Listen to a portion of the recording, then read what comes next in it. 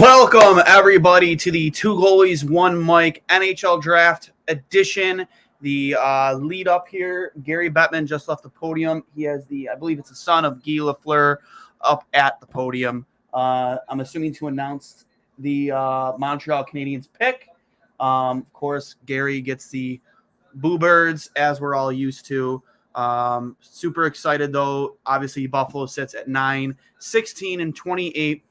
Just announced Guy Lafleur has not Guy Lafleur, I apologize. Marc-Andre Fleury, another Flower, has been extended by the Minnesota Wild for the next 2 seasons. So another goalie off the board here on draft day. You know, there's been a lot of speculation. Where will Buffalo get their next goaltender?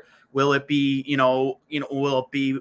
We thought it might have been Matt Murray earlier in the day, and Elliot Friedman reported that not so much the case because Matt Murray wouldn't waive his no trade clause to come to Buffalo, and then Ottawa makes the deal with the Chicago Blackhawks, the big blockbuster deal of the day. Alex DeBrincat going to the Ottawa Senators in exchange for pick number 7, pick number 39, and I believe a third-round pick in the 2024 draft, which to me is just they got fleeced. Chicago got fleeced. They deserve it, to be honest. They're a trash organization, but they got absolutely fleeced for a young 40-goal scorer who hasn't even touched his ceiling yet. And, we'll see what happens here. A lot of deals being made today. You saw they're actually ready to make the pick here, I believe. So I'm going to shut my mouth here for a second as we find out if Shane Wright will be going first overall.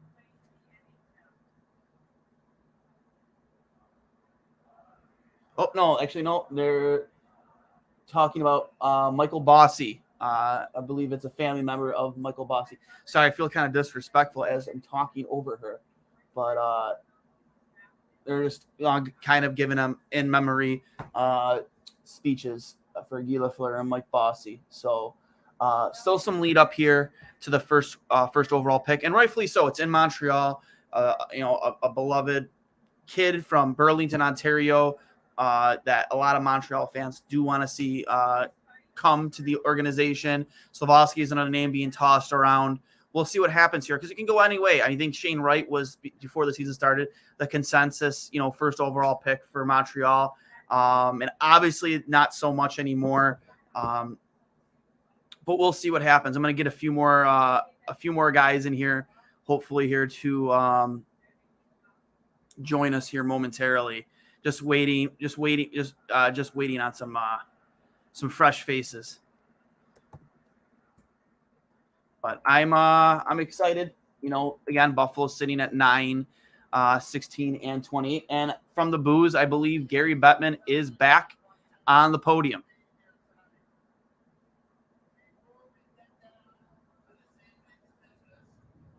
I just love it. He just loves being booed. He embraces it.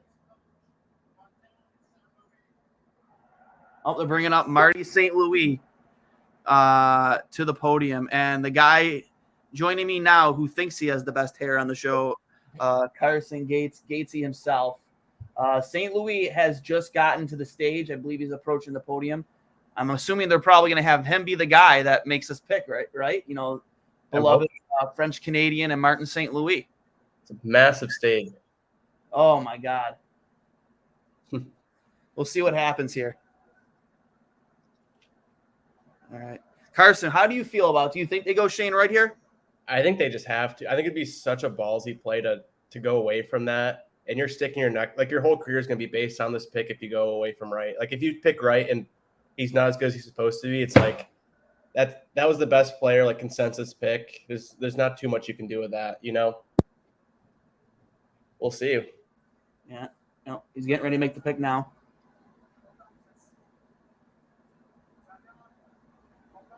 Kind of sets everything up here.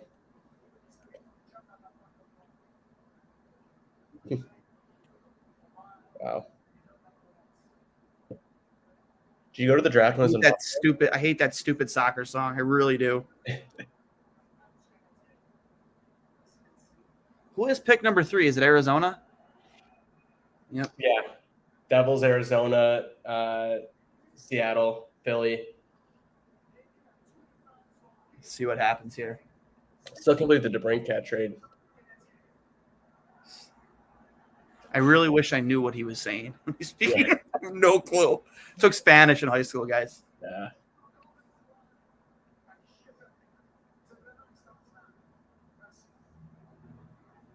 I honestly envy anybody who's at that draft, though, because like Montreal is such a fun place to go. I've heard nothing but great things about that organization. And the environment there too looks just like so. Yeah, it's electric. It's an absolute electric thing. Were you in Buffalo when they had it? Yeah, when they picked. Let me start. And they picked Nylander. Here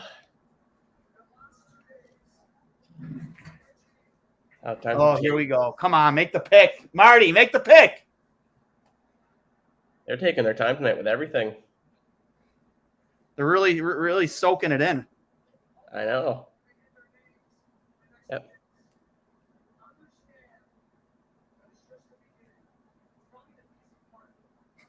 Come on, just make the pick, man. Oh, God. People are just tuning in right now. They're like, what the hell? These guys are just quiet. They're not saying anything. I personally think the best player at the top of this draft, I think personally the best player at this draft is Logan Cooley. That's just my opinion. I'm big on the U.S. development program. I think they've come such a long way over the last decade. I think they're just producing nothing but great NHL players. You've seen Quinn Hughes, both Hughes, coming out of the development program. Obviously, Jack Eichel coming out of the development program. Tough subject to talk about, but there's so many great hockey players coming out of the NTDP, and I think Logan Cooley's the next one, right? I just think he's a stud. So my buddies skate with him here in Pittsburgh over the summer, and they say he's so good. Just it leaps and bounds. He's keeping up with a lot of the NHL guys skating with him, and it'll be fun to watch. We had Jack Hughes, not that Jack Hughes, but Jack Hughes, son of Kent Hughes, on the show, and he said just playing with him in the program, it was just insane to watch him. Like it was just like everything he did was just finesse and perfect. Yeah. It's crazy, these kids. Batman's up. Maybe we get a pick now. Well, I'm assuming they'll probably either have St. Louis or Kent Hughes make the pick. GM. It was funny. We fully forgot too when we had Jack on that he was the son of the Montreal GM. Completely forgot. Like, I mean, I knew like going in, but it just slipped my mind to even ask Jack. Like, hey, you think your dad's going to be calling your name come draft day at any point? You think throughout this whole process, would that be a dream come true? He's got a lot of options, for sure. Brothers in New York, grew up in Boston. Chances are he could be happy. Friedman just tweeted. You are on the clock. Friedman says we got something between Vancouver and the Islanders. Something's cooking? Something's cooking. Something's cooking. Warm. And this is from Friedman or LeBron? Yep. Friedman. See, I subscribed to his tweet. Yeah, Josh Man's an agent has met with the As management here in Montreal. Cutter with lots of balls up in the air, clearly expressing their desire. So Montreal's trying to keep Manson around, which is a good move. I like Manson a lot. I think he's a really gritty defenseman. He plays a lot of jam, and I think he was a big part of the reason why they won the cup. Yeah, I love these 3 minute. On the clock for 3 minutes, a lot nicer than the NFL 10 minutes. Yeah, it's great. This is fantastic. A little quicker. Let's go. I mean, an hour at commercial. So, what do you expect the Sabres to do today, Carson? I mean, do you think they make all 3 picks? Do you think, Kevin Adams has something up his sleeve? We've already seen DeBrincat get traded in a deal where I think Chicago got absolutely fleeced. And that kind of concerns me because it's like Buffalo had so much more to offer Chicago if that's all it took to get Alex DeBrincat, a young 40-goal scorer who hasn't even, like, his best years are still in front of him. Yeah, and we talked about the rumors the other day on how it'd be a first, maybe a couple firsts, a top prospect and all this. And what it ended up being is, like, we were ready to give up sell the farm for DeBrincat and see what it actually goes for. It hurts a bit. But with the 3 picks, I feel like based especially on what happened today with the Matt Murray situation, I could see maybe a later one being flipped out.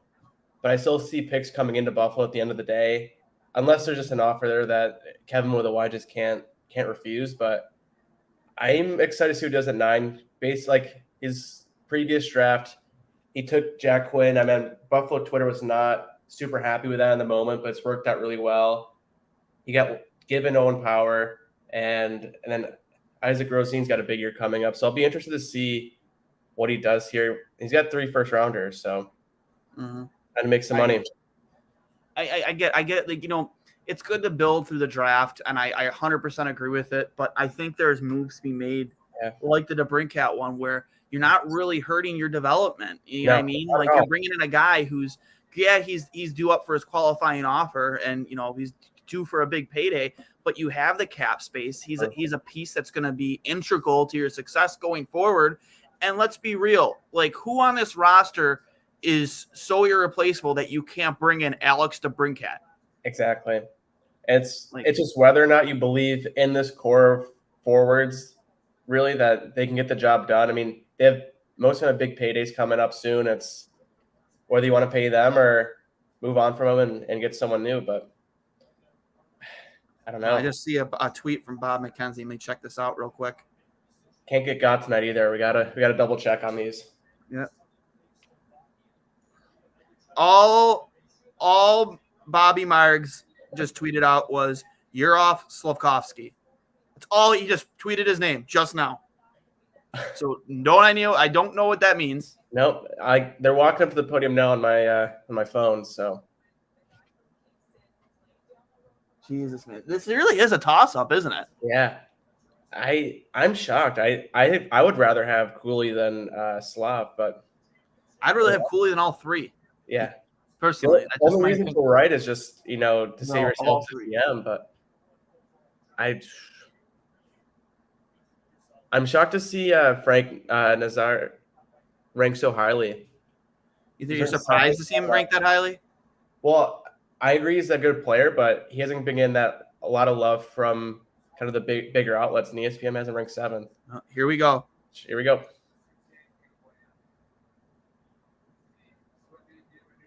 A little monologue, maybe.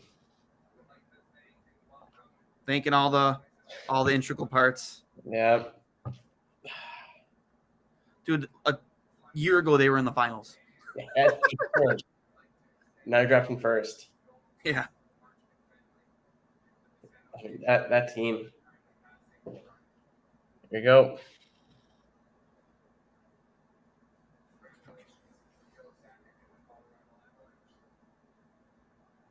Look how slow they're going. They're taking their time, man.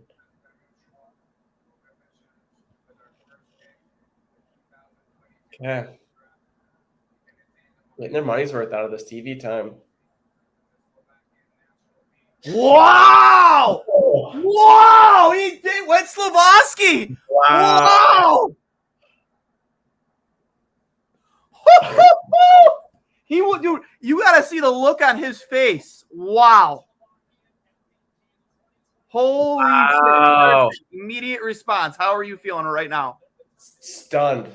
I mean, this was Wright's draft to lose, and he lost it. And I think this shakes the whole board. I'm not sure many teams would expect him to fall, but now I think the whole night's kind of up in the air. Really? That really turns a lot of boards upside down right now that Shane Wright falls to 2. I don't see New Jersey taking Shane Wright. They don't need another center. They have enough centers. Well, that would be perfect for them. A big scoring winger, and they already have Jack Hughes there. Yeah, like wow. I don't see them. I don't see them at all taking. I mean, I would love to see Shane Wright in Buffalo. I think New Jersey might try. I bet you they have offers on the table right now for this pick if this exact situation happened. 100%. I wonder who steps in. Wow. I mean, this has been a great time for Chicago to trade DeBrincat. John, here's a good tweet. Don Cherry is rolling in his grave right now. Love this pick for the sport from Cody Severson, friend of the program out of Vancouver. Wow. That's insanity. I can't think of the last time we had a surprise at first overall. Really, I can't think of a major sport. It's been a while. But hockey, every draft is been basically solidified. Wow. But like, there were comparisons between this Slavaski and Capo Caco and the type of how they played, like in the internationally. They really came on late into this thing and really put himself in a position to go first overall. Like, I don't think they're the same. It's going to be the same situation. I think Slavaski's going to has a higher ceiling, and I think he's going to meet expectations. But like Capo Caco had very like outlandish numbers in the international tournaments when he was drafted by the Rangers, and then he just hasn't even remotely come close to living up to those expectations. I'm still just shocked. It's such a gamble. Oh. Where do you? So what does New Jersey do here, Carson? If I was them, I would trade out. I think it'd be you can't. I think it'd be really bold to take anyone other than Wright at 2. And Wright, I mean, granted, you want the best player available, but that's just someone that doesn't. I think it'd be hard when you already have Jack Hughes there, Nico. Yeah. It just be now they're. I mean, teams know that. They're probably one out of the spot. They probably can't get as much as they wanted originally, but let the chaos begin. Here we go. They gotta trade out, unless they. Right? Nico's on the block. I don't know.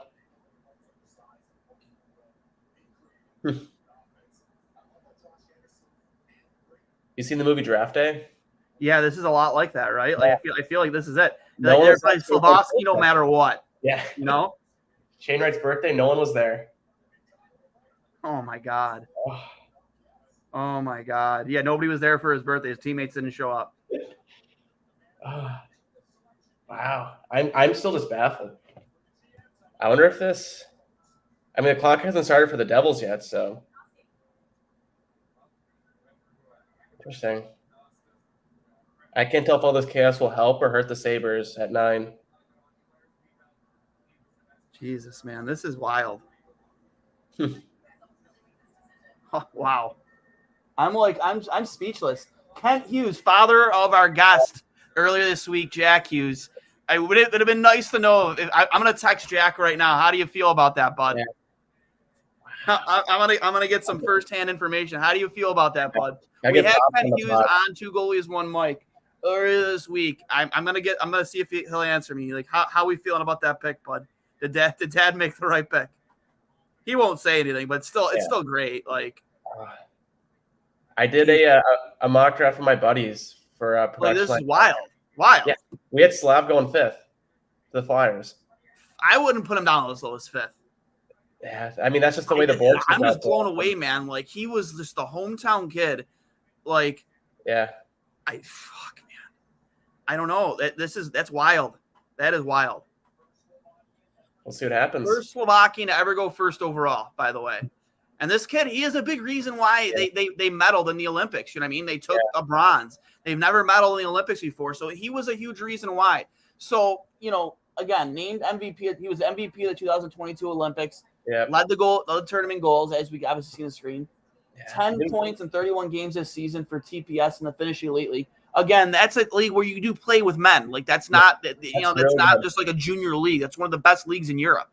And represented Slovakia at all the world tournaments from 2021 and 2022. So yeah. Jersey's on the clock. He sees it's humbly. I still can't believe I went first. Like, yeah, so is like most of the world, man. Like no, I even all the hype around, I still expected Shane Wright to go first. Yeah, it just. What do you think moves up to 2? If New Jersey trades out, who makes the most sense to pop up there? Like Arizona, Seattle has the assets, dude. They have the assets to make. That's why New Jersey isn't up there yet. They're working the phones right now. I guarantee it. They're working the phones right now. Elliot Freeman just tweeted, Devils maybe go in defense here. Dude, you have to get into that top 3 or top 4. Yeah. If the Devils go defense here, you have to go. Kevin, you have it. You have the assets, dude. You have it. Make it happen, bro. Make it happen. Oh, I'm losing my mind right now. Wow. I need the chaos. Give it to me. Do you have any mock drafts up in front of you? Because I want to see how off the board this draft is about to get. Yeah, I can pull up Bob McKenzie's. I'll just pull up, fucking look them all up.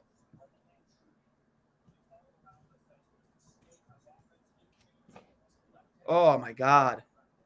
Here, Yaroslav says he felt like he was going to be first overall sometime after the IIHF World Hockey Championships during the combine. He said the Canadians' name seemed interested in him.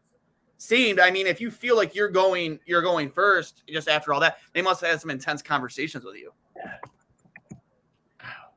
They Slav met with Montreal ownership this morning. They said it went well, but I'm still just shocked that.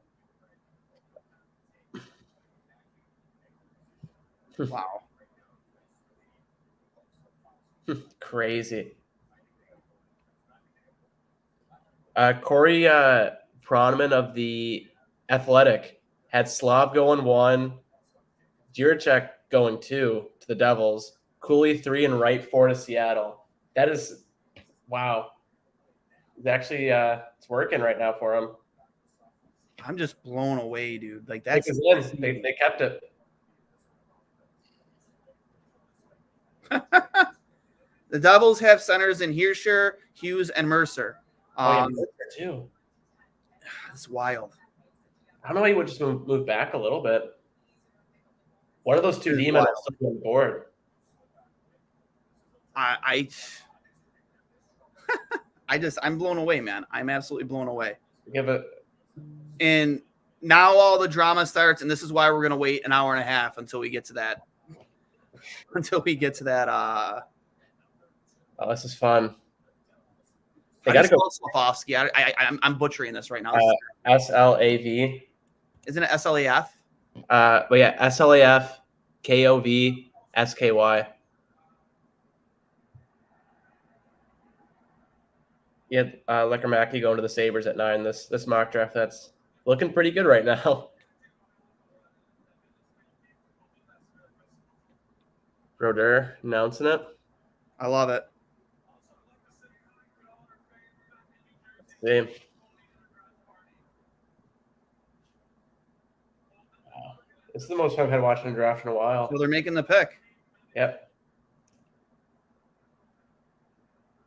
Give me chaos. Give me a defenseman off the board. This is draft day. Yep. There we go.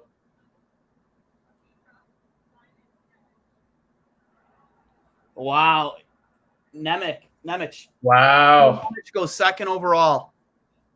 Shane Wright. Wow. That's wild. Wow. Oh, that close in on Wright. This is going to be talked about for a while. Forever. Right? Yeah. He was locked, like set in stone to go first overall for years now. Mm-hmm. And then 3 months before the draft, games are done, and it's like, oh, maybe he won't anymore. Now he's falling to at least Arizona. So got Cooley on the board too.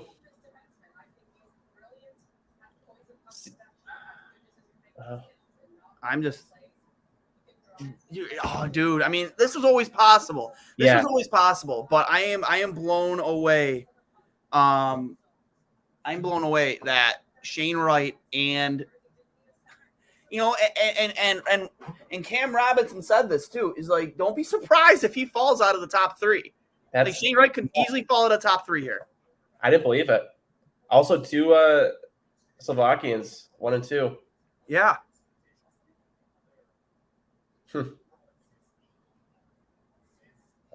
I'm excited to see him transition to the NHL. Devils needed a good defenseman too. They got the center. Yeah, I just blown away. Got enough people on stage there. Here from friend of the program, Chris Peters. Simon Nemec joins Yaroslav Slavovsky at as the first ever 1-2 draft for Slovakia. The last decade has been so lean for that country, but this year's class changes the entire outlook of the future. Yeah. Wow. Do you think any of these guys make the jump to the NHL this year? I mean, I think you're looking at two guys that both these guys have the ability to play in the NHL this year. Yeah. Well, it's nice he that was hands down the top pick of the you know what I mean, of the draft. He's a top defenseman. I'm personally I like Lane Hudson from the NCDP program. I think the only reason he's not the best defenseman at the top defenseman in this draft is because of his size at 5'8", 5'9". Where the game's I think he's second all time for the program in terms of points from a defenseman. Wow. I think he's like second to like Quinn Hughes, maybe. Guys just put unreal numbers, and even Chris Peters was even telling us yesterday. He goes, "Listen, this kid is legit. He's the real deal, and he's gonna turn heads. He's gonna turn heads, and whoever's getting him is getting a great, offensively gifted, high IQ defenseman." And I hope if Buffalo still has that pick at 28, that they or even early second day, they take a chance on him. And always a left-handed shot, but I mean, I think you're looking for right-handed shot defense that are going to help you now rather than later. And Lane Hudson's the type of guy that you can put in Rochester and let him develop and grow. Yeah, and the thing is, Bob McKenzie had him ranked 40th, so that pick will still probably be available tomorrow. But I mean, the way this draft's going, who knows? Mm-hmm. This is just Arizona's going now. See, I think so. People got to be working the phones right now, right? Like it's just like it was Shane Wright and Logan Cooley, the number 1 and 2 rated players in the same entire draft, fall out of the top 2. Like their teams have to be working. If I'm Kevin Adams, I'm like, how are you not? How are you not? Both those guys are there. Seattle has to be so happy right now that they're going to land one of those 2 players. Picking at 4. Like they're to go with Beniers.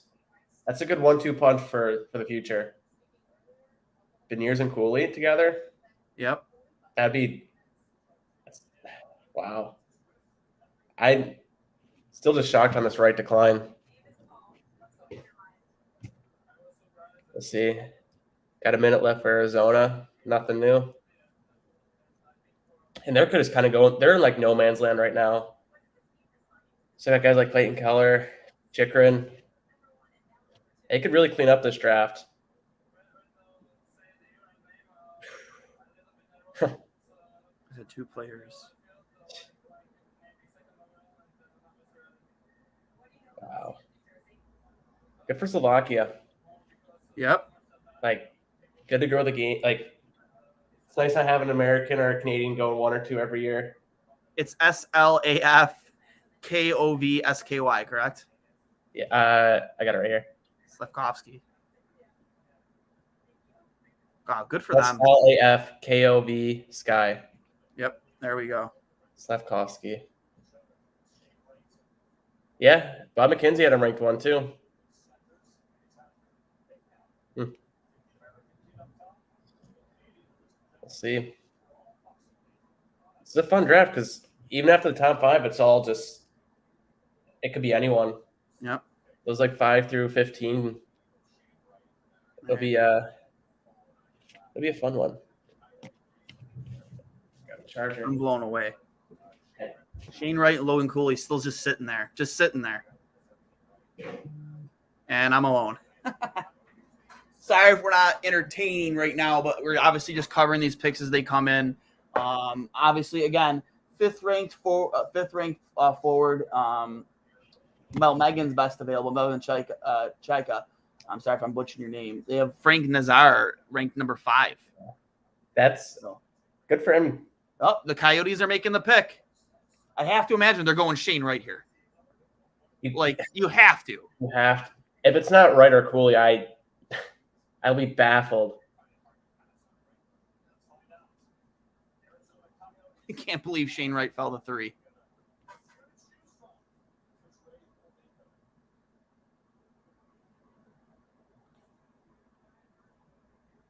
Let's see. I got the matching memo too. Blue suits. Mm-hmm.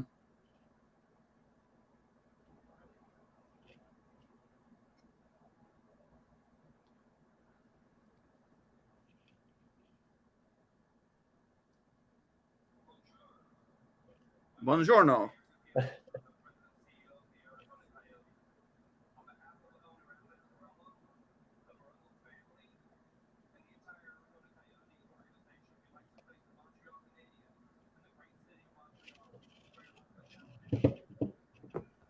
See what happens here. You're ahead of me by a couple seconds, so judge off your reaction here. Yeah.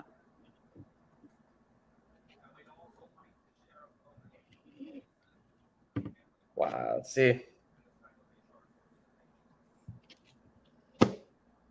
See what happens here. Who gets to play in the college arena? Let's see. Yeah. The 5,000 seat arena. Yeah, I mean, which is hilarious and embarrassing at the same time for the NHL. I'm sorry, it's embarrassing. Yeah, I mean, I just got to go to Logan Cooley, going to school. Arizona State University gets booed by the crowd in Montreal.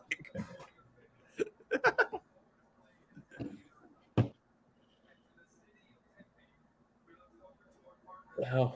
Frank Cervelli just tweeted, Logan Cooley goes number 3. Logan Cooley, I'm blown away.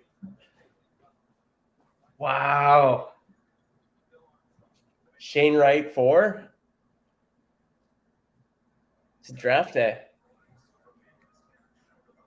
Montreal's going to trade in and pick them both up.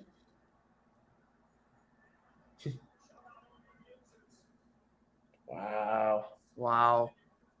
I never would have guessed him to fall 4.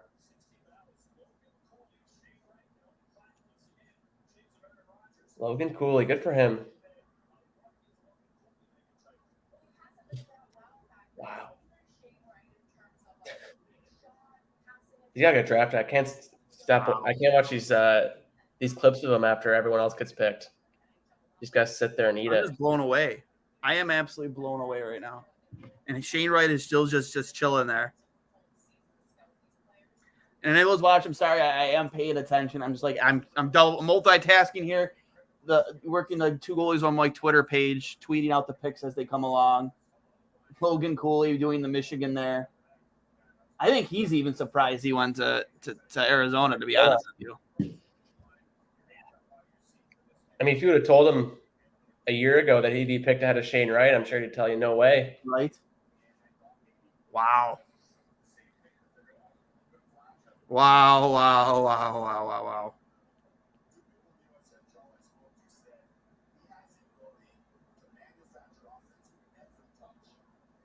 So, I mean, what does this do for that franchise, to Arizona? They've just been a dumpster fire for the last 5 years.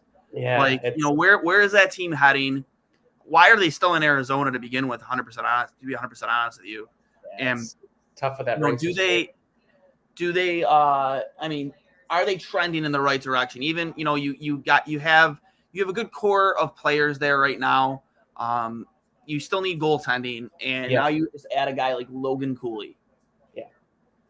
I mean, the thing that's going in Arizona's favor is this is already a good draft, and next year's draft looks even better. If they can kind of unload these players they have currently for picks now and next year, that'll really help them to kind of speed up this another rebuild that they're going through. And I mean, Cooley's a great first piece to start off for them. Mm-hmm.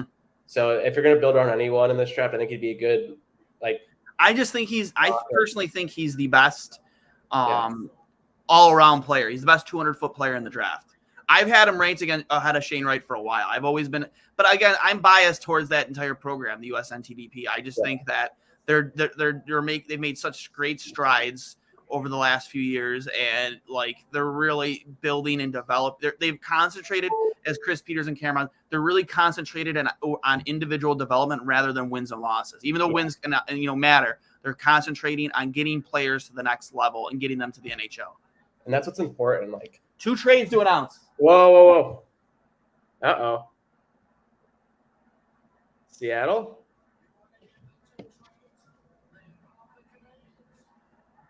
They involve the Canadians. No way. Are they going to slide back in?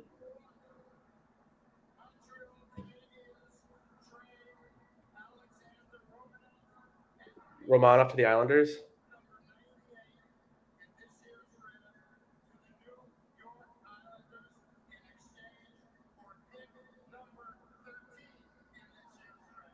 Wow. Okay. Huh.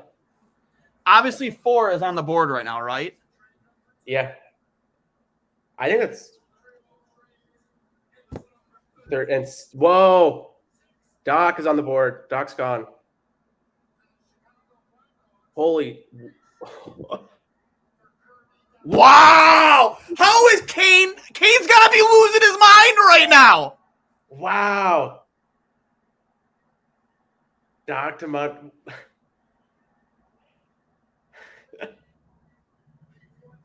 I mean, Carson, you got to take over. I gotta work. You talk to the people. Yeah. Talk to the people. This is insane. Kirby Doc to Montreal. Chicago's just blowing it up. So you got Kane and Tays.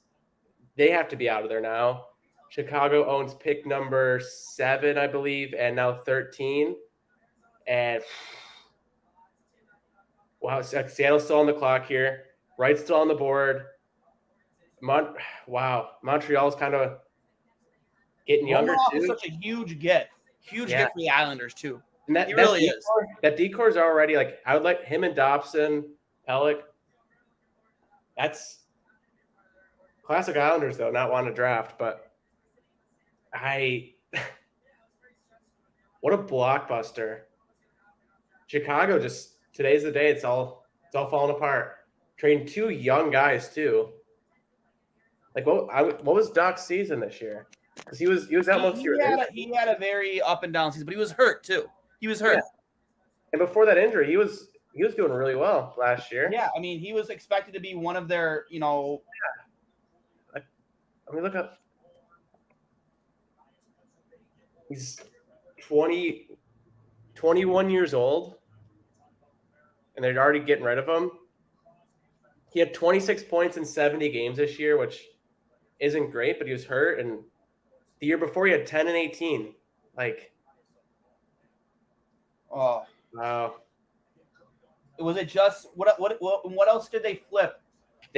Montreal flipped to Chicago. They got the 13th and then like pick 70, like a later pick as well. Let me. So they send 13 and what else to Chicago for Kirby Doc? Late pick, like mid round. Let me see. 66. So the 3rd round. Nope, I lied. 2nd round. Nope, yeah, beginning of 3rd. Just for Kirby Doc, right? No other assets involved. Montreal 13 and 66 for Doc. And then it was just Romanov to the Islanders for that 13th pick. And they packaged that 13th and the 66th to Chicago. Islanders have acquired defenseman Alexander Romanov from the Montreal Canadiens along with Montreal's 4th round pick at 98 in exchange for Isles 13th, which they send to Chicago along with the 66th for Kirby Doc. Wow. Yeah, that is a big wow. Huge wow. I mean, that's a huge shakeup. Montreal's kind of speeding along the rebuild too, picking up Doc. Yeah, but I mean, they got fleeced. They got fleeced in. Yeah, they got absolutely fleeced for what happened with DeBrincat earlier. Yeah. Yeah, I mean, Ottawa cleaned up there. Montreal, Chicago, I don't get it. No, I don't. I mean, and honestly, I wish nothing but bad things for that entire franchise. They're trash. Yeah. Everything that's happened there over the last year, not just the last year, dating back the last decade plus with Kyle Beach, like they deserve all of the pain and anguish they get. Maybe not the fans, not their fault, but that organization from Stan Bowman to Joe Quenneville, all of them, they all deserve nothing but the worst. Now the Patrick Kane, Jonathan Toews watch is on. No way they're staying.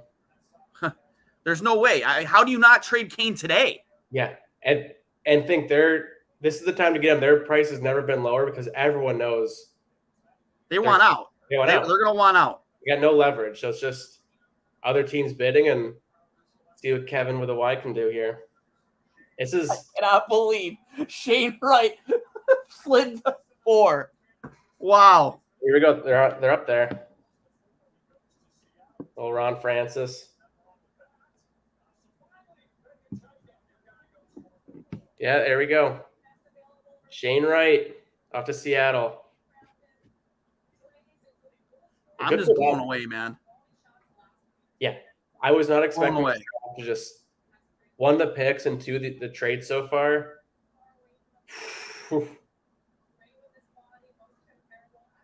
Wow. I know. Right. Matty Beniers, that's a deadly 1-2 combo up the middle.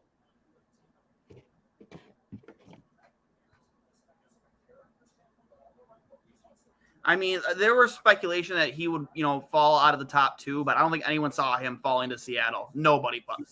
You would think my thought if Slav was going 1, then the Devils would trade out of 2, someone would pick up Wright, but just kept falling. Wow. Now it's going to get interesting because now it's just kind of after the defenseman, it's just kind of random from here on out. Yeah, I think who's up next? Philly? I mean, Philly's up next, and if you're going to make a trade with a team and try and fleece them, it's got to be the Philadelphia Flyers. I mean, they – let's be real. Let's be real. This is – yeah, I mean, I expect another trade here with the Flyers pick. Like Kirby or LeBron, apparently they've been talking about Kirby Doc with them for a while. Oh. Well, they had the right jersey already made, too. Mm-hmm. I'm just blown away. Absolutely blown away right now.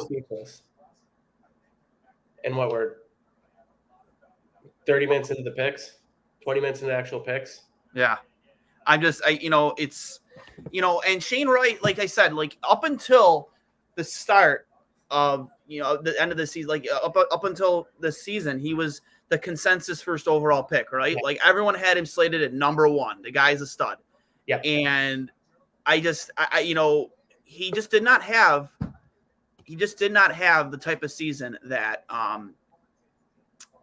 you would have expected him to have. And again, let's be real. There was no really like franchise changing player in this draft. I mean, Shane Wright could end up being that guy, but there was no McDavid, there was no Michael, there was no Owen Power. You know what I mean? Like there was no guy. That guy wasn't in this draft, but there is a good guy at the top of the draft. Yeah. So is it exactly like unbelievable that they didn't, that Shane Wright didn't go number 1? No. But like, especially with all the hype in Montreal, the draft being in Montreal, him being like, ingrained with that fan base, you would have thought it would have made sense. Mm-hmm. Even with him having the down year, that he would have went to Montreal. Yeah. I would have put a lot of money on. And this is Ryan Fugue, Islanders writer for Inside the Rink. How do you feel after this, little Islanders? Wild. I'm a little taken aback right now. I feel like we gave up a lot for a young defenseman that really hasn't proven to be what we're particularly looking for. We have the number 1 defenseman on our roster, left-handed, in Adam Pelech, and this would slot in Romanov as being the number 2 left-hand option. And I just feel like we could have gotten something a little bit more for a first-round pick. Yeah, especially this draft and how the board's fallen so far. Like pick 13, you're still getting a really good player. Wow. And I'm still just shocked from this whole draft so far. Everything's playing out, and at Philly on the clock, and this is just gonna be madness. I need Dewey Crocs to chime in here. I'm literally I need him, and I need him. Yeah. And so, what other Islanders prospects? They have Ratu, and then even the time to pick another forward prospect. We could have picked anyone with 13, and it would have added to our prospect pool. There's really no one in the prospect pool other than Ratu and Dufour. So we're really struggling. Anyone at 13 could have helped. We could have used that pick for, honestly, I would have been okay if we traded for Kirby Doc ourselves instead of trading for Romanov. Exactly. Oh my God. So Ryan, like, I mean, I was just before we brought you on, there was no, I would say before this season, he was the consensus first overall pick. Shane Wright did not have the season you would expected a consensus first overall pick to have. Logan Cooley made a ton of strides to make himself a case for first overall. Slafkovsky in the international play, absolutely, blew the doors out of the building. MVP of the Olympics, led Slovakia to their first ever medal in the Olympics, was named MVP. I mean, he and I know it's drawing comparisons a little bit to the way Capo Caco played coming into the draft internationally, and I don't think this is the same situation. I think Slavatsky is going to live up to the hype, unlike Caco, but I don't think anybody could have predicted the board falling like this, right? Honestly, I predicted if Shane Wright did fall to New Jersey at 2, I was convinced New Jersey was absolutely going to trade out of that pick, which they didn't. They went out and got their defenseman, which is great. He was the best rated defenseman out of Slovakia. I got another guy out of Slovakia, first time in NHL history. Goes to New Jersey, and then Shane Wright gets past pick number 3 because the Coyotes go with Cooley. Again, I had Cooley slated at number 1, me personally, and then he falls to Seattle at 4 to go play with Matty Beniers with the Kraken. I don't think anybody predicted the board going like that. Yeah. I was actually talking to Carson about this the other day. This was exactly how I had my board going. I had Slafkovsky going number 1. I didn't think that the Devils would go forward. I felt like that they would go defenseman at number 2. I felt like Arizona would want to go the U.S.-born kid to play for Arizona at 3 and Logan Cooley, and then Shane Wright was going to fall to the Kraken at 4. I just felt like it made too much sense for each team to pick along that path. Mm-hmm. Wright might end up being the better player than Slafkovsky, but I just feel like Slafkovsky fits so much better in Montreal than Wright would for them right now. I agree, and Cutter's off the board. Yep, another NTDP product, man. Again, they're just like spitting out NHL players left and right, man. They've just come such a long way over the last 10 years. Wow. So Philly made their pick? They got their winger. So Philly draft picks the past couple of years have they really hit on that many? I'm trying to think of their first overall picks the past 5 years. They took for Philly. Was Bobby Brink their first round pick last year, or was that 2 years ago? I think it might have been 2. But then you got Cam York. And then other than that, I think it's just been a couple misses, but wow. I just can't believe. So the Islanders got Romanov and a 4th round pick this year. Yeah. Return. For a first and a 3rd. Yeah. We gave up a 3rd too. Give up a 3rd. That's tough. How quickly do you think the Islanders' window's closing that they made a move for a player now than a player that could get a good player in this draft? Like, do you think it's closing quicker?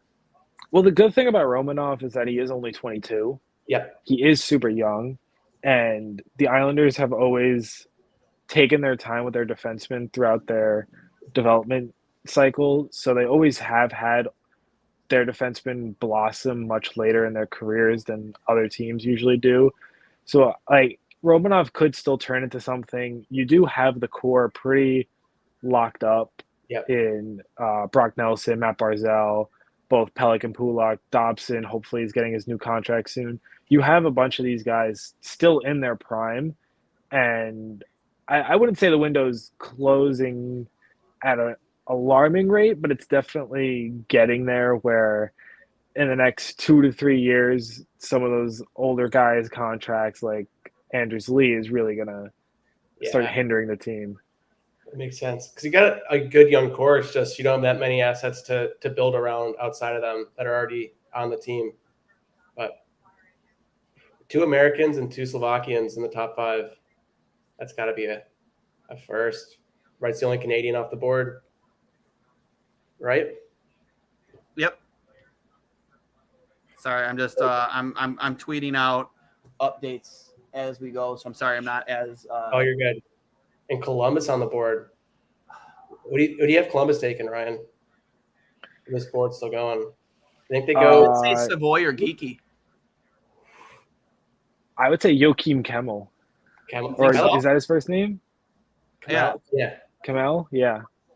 I'm a big Connor Geeky guy, though. I still got the defenseman on the board too. The Jackia. And with Detroit there, they're cutting the commercial. All right, so me personally, I do agree with you on Kamel. But I'm a big Connor Geeky guy. I think this would be a good spot for him to land too. Again, Columbus has just been like, I don't know, ever since they were, trying to make that run where they swept Tampa in the first round, they've just been a little bit of an anomaly to me. Like, I think that Korpisalo should be. I don't see Korpisalo being there next year.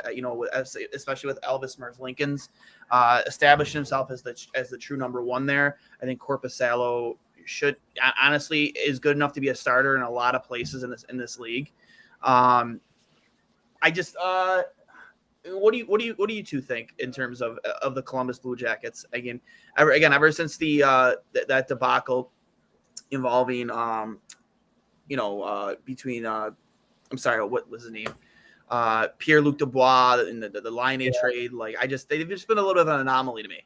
They've just been in no man's land. And you think with how good these teams are, look at Colorado, look at Tampa Bay, like these teams are so deep and so good that if you're a team in no man's land, you're almost better off just kind of selling some parts and building a good core. And this is kind of the opportunity with a high pick here at 6 that they can maybe start that process, because they're kind of in a no-win situation. Yeah, I agree. Ryan, this is my first time being on the pod with you. Do you want to pump your where can people find you? You're at Inside the Rink, correct? Yes. Okay. You can follow me on Twitter at RFUEG31, but that's about all I got. Okay. Sorry, I'm just blown away. I got on the TV with the Seth Jones trade from last year. I thought something big happened.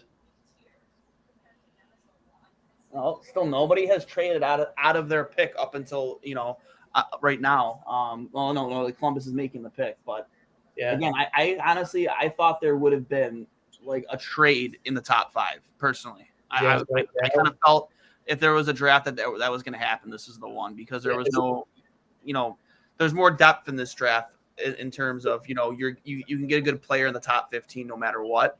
I felt that you were probably going to see a trade by now, at least in the top 5. I'm surprised. Yeah, and I think the biggest thing tonight has been the matching suits coordination out of Arizona. Yeah, I was not expecting such a well-run ship going on, but they've stolen the show so far tonight for me. John Davison about to announce the pick. Let's see. Give me something fun. All right. Oh, John Davison will not announce the pick. No. You're sick. It is you're sick. I'm sorry. I'm a little bit ahead. I got the tweet updates coming in. You're good.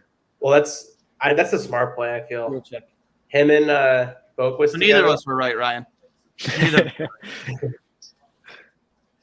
But actually, no, you were right. You were right, Carson. You said, is the defenseman still on the board? Yeah, I think that made sense. And with Detroit is such a wild card. I feel like in every draft, they take someone no one's thinking of at that time, and they seem to always hit with Stevie Y. Yeah. So they're going to pull out a name we've never heard of here. And I think it might be that Austrian. I can't remember his name, but that's a sneaky Stevie Y kind of pick there. Just a nice guy from overseas that people are like.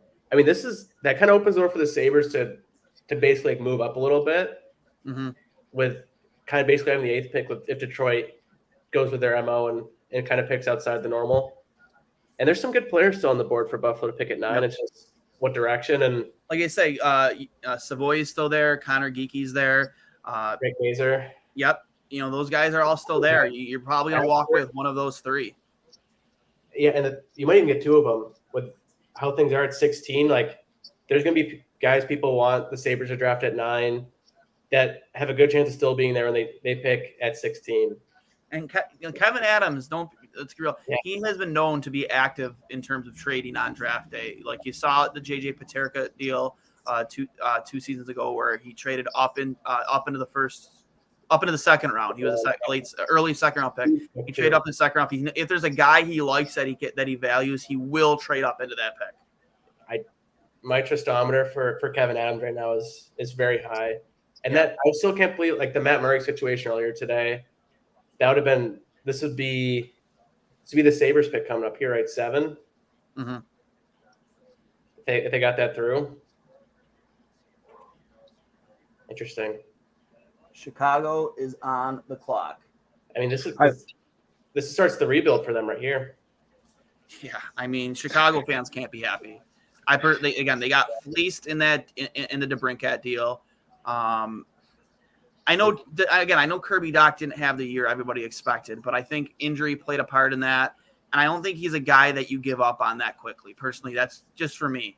I think Montreal is doing a phenomenal job in this draft and, acquiring pieces to speed up this rebuild and get themselves back in the playoff picture. Yeah, agreed. And the only thing is, if they just knew Kane and Taves were 100% gone, and they just thought, we're just going to start completely from scratch.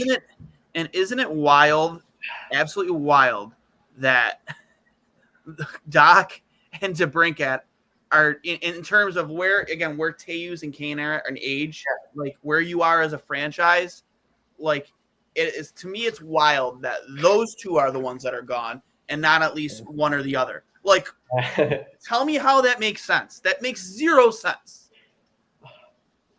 Wow. It blew my mind that the Blackhawks really saw that they had a 24-year-old 40-goal scorer and thought, we need to trade him away to start a rebuild. Yeah. Like, even if your rebuild takes 5 years, you have a 29-year-old 40-goal scorer. Like, it's still a very good player and a very valuable asset. I just don't get it, unless they're just totally fed up with everything. And I mean, he still got what's Seth Jones' contract? Because he's with he signed a long-term deal. He signed a really long-term deal. But he's I would have loved Cutter Goodyear too as well, but I did not see that guy fall in a 9. You would have had to trade up to him to get that guy, because he's also there are a lot of analysts project in terms of ceiling. There are some analysts out there that predicted Cutter to be better than Logan Cooley. In terms of where they'll project or their ceiling and the player they end up being. I know we were on with Chris Peters yesterday, and he said those exact words. He said that don't be surprised if a guy like Cutter Goodyear ends up being the better player out of the two of him and Logan Cooley. Yeah, I mean, looking at the board now, it gets me really excited for the 16th pick. Like, I don't know what I was expecting the Sabres to do at 16, but seeing the guy's still available, they're going to get 2 really good players with these picks. It's just which route they go. Let's see, the 7th, second, and a third. Yeah, no, Chicago, no players back, no high prospects. Dude, after all the reports that came out a couple days ago on what they want for DeBrincat, I know Sabres fans are like, yeah, we'll sell the farm. We'll give you a pick, whatever, middle stat, the rights to Ryan Johnson, whatever you want for DeBrincat. The fact that that's all it went for it's tough for Chicago, but wow. They must have an insane amount of faith in their scouting department for this draft. This is a big pick. Like, this is where they're going to build the team around for the future. Like, this is the start of it. I'm just trying to keep up the top on all of the insiders right now. I'm subscribed to all of them on Twitter, just trying to get anything updated as soon as it happens. The guys like Freeman and LeBrun are always right on top of it. I would love just a wild card pick here for Chicago. Trading Rick is in for Chicago and just doing something. Big old goaltender here. You got to build for the team from the back out. It's got to be a forward. My buddy of mine, a Hawks fan. The Hawks are an absolute fucking disaster right now. The Seth Jones thing last year, and then this. Like, what are they doing? They deserve it all. They deserve it all. Korchinski. Chicago goes Korchinski with at 7. Is it 7? Is it 7? That's a choice. I was just joking when I said they'd take someone off the board, but wow. I was gonna say if they traded a small, fast-scoring forward and drafted one for Frank Nazar, I think that'd just be funny. But this is funnier. I mean, I do research on this kid. If my options were trading the 13th overall pick and getting Romanov, or trading away DeBrincat for the 7th overall pick and selecting Korchinski, I think I'm going the Romanov route. So he's ranked 19th by lead prospects, 11th by Bob McKenzie, 18th by McKeans. He had 65 points in 67 WHL games this year as a defenseman. Oh, we're getting close. We're getting close. Who's it going to be, boys? Is it going to be a guy like Savoy? Is it going to be a guy like Geeky?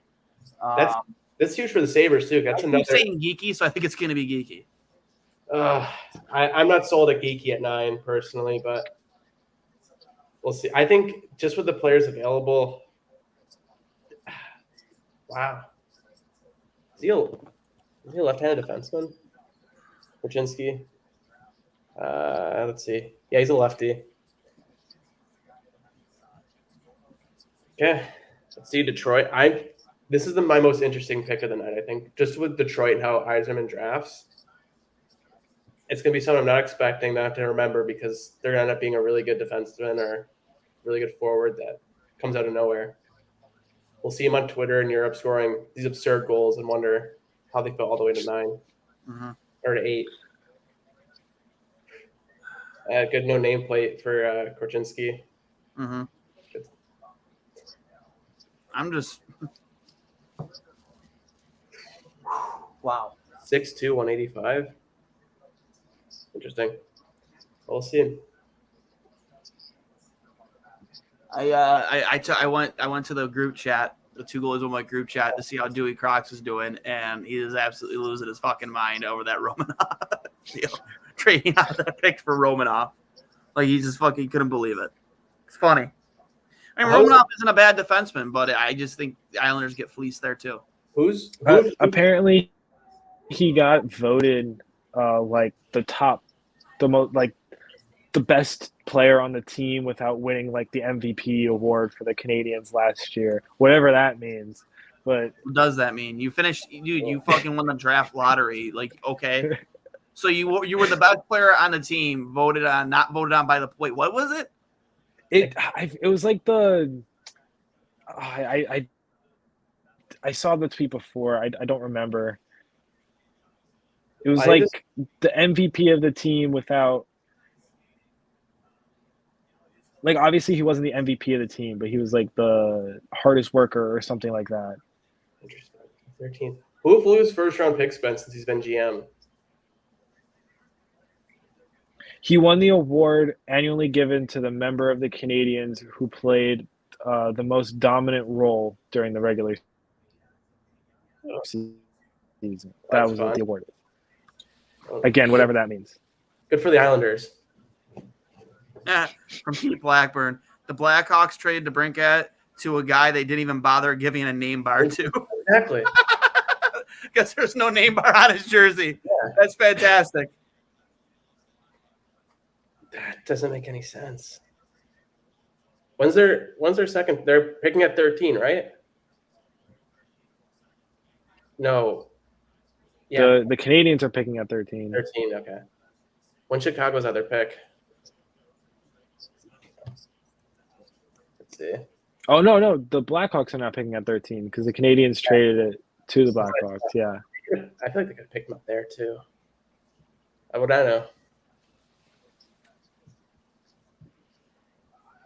I'm assuming they'll probably cut the commercial here. Pick is in. for Detroit, and then next up will be Buffalo at 9. Again, another guy that's been thrown around from Buffalo too. You heard his name a lot, is Frank Nazar, and I like his story a lot. Good kid, another kid out of the NTDP. They're just spitting out good hockey players left, every single year, man. Can't really go wrong. No, well, really we were can't. talking about with Ryan and Garth on the podcast around that. Like, someone picking up Nazar there would be really nice because he's a guy that can play center or wing, and that Sabres have a bunch of guys like that. So it'd be nice to kind of alleviate that pressure for Nazar to have to come in and be like a number one center. Or I think Buffalo just needs to go center. Yeah. I think you can never have too many centers in your system. It's one of the most important positions, lines 1 through 3. I think you need to fill. It's a position that Buffalo has lacked for quite some time. And now coming into this season, you have Tage as your first line center. And in my opinion, there's room, in terms of, lines 1 through 3. Tage is obviously easily your first line center. But me personally, I think there's still room to improve there. I think that Tage would really thrive a lot more, even though he had such a phenomenal year last year. I think he would thrive a lot more as like your 1B type center, a guy that can really play in both roles in your first or second line. Not that there'd be a huge difference in ice time. Marco Kasper, center to Detroit. Not surprising. But I think that, for me, Dylan Cousins is a better fit as my third line center. I think he reminds me a lot of Michael Pekka, a checking line center who can really, add a scoring touch to your lineup. He just screams Michael Pekka to me, a guy who's going to play a great 200-foot game, be responsible in his own end, stick up for his teammates, drop the gloves when he needs to. Not that he should have to, but just, natural born leader written all over him. Ryan, you're right about Kasper going to Detroit. Said the Austrian. I really should have put some money down on this draft. Let's see, who do you think the Sabres are taking now? I'll throw some money on there. Oh God, that's a lot of faith put into me there. The Sabres pick just interests me because, again, there's just different routes they can go down, especially the players available. We'll see. Why we're here. I think Kamel is falling really far, and whatever team ends up picking him is going to get a very good player. I agree.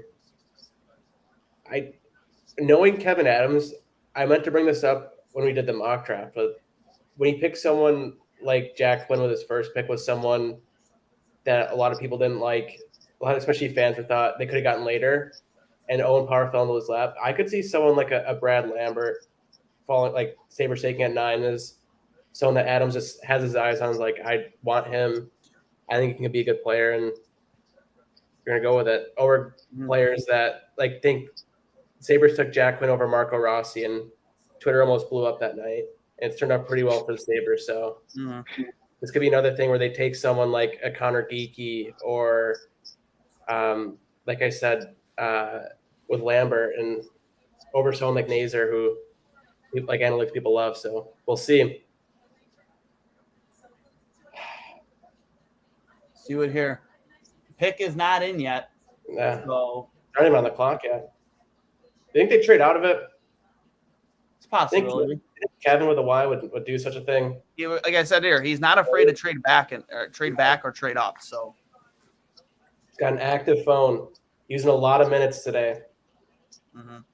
I'm not even a Sabres fan, and I have so much faith in Kevin Adams to do the right thing here. I put my hair. He took a lot of heat.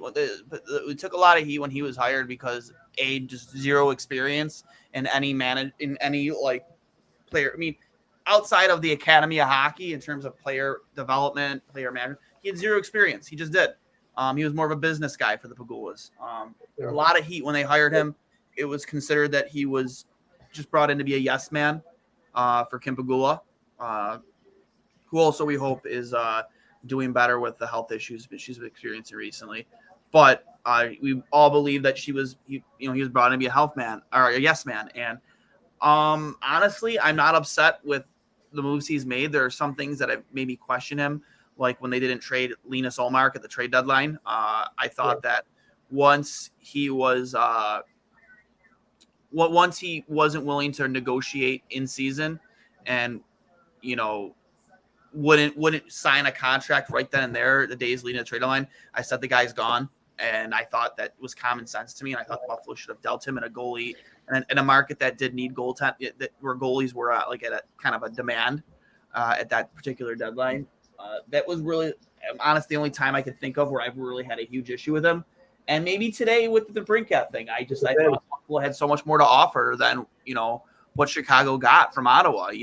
With 7 and 39 in the second round tomorrow, I thought that Buffalo could do better, and it wouldn't have really hurt their rebuild. It doesn't hurt your locker room, and outside of a small handful of players, is there anybody on that roster that is irreplaceable that you can't, that irreplaceable that you can't trade or move out for Alex DeBrincat? No, there isn't. It's a 40 goal scorer. The guy's a stud. He's a finisher. Everyone hears that you're not 100% sure, even prospects that have played a couple games, but Alex DeBrincat, what you're getting. You're getting a 40 goal scorer, a bona fide NHL player, and who knows? Maybe that bites the Sabres. But pick is in. Let's see. Pick is in. I was going to ask both of you, which you basically answered with what you were talking about. Would you have been mad if, I'm not saying that's what you should have done, but if you traded the 9th and Jack Quinn for Alex DeBrincat? I don't want to move on from Quinn. I think Quinn's going to be a really good player. I took some heat. So when last night and even earlier today, when some stuff out of Calgary was being speculated about if Gaudreau were to walk away from Calgary, that would affect the Matthew Tkachuk situation. That Pierre LeBrun was tweeting that Tkachuk might not want to stick around and that Calgary may be willing to deal him. I said Matthew Tkachuk is the type of franchise-changing player.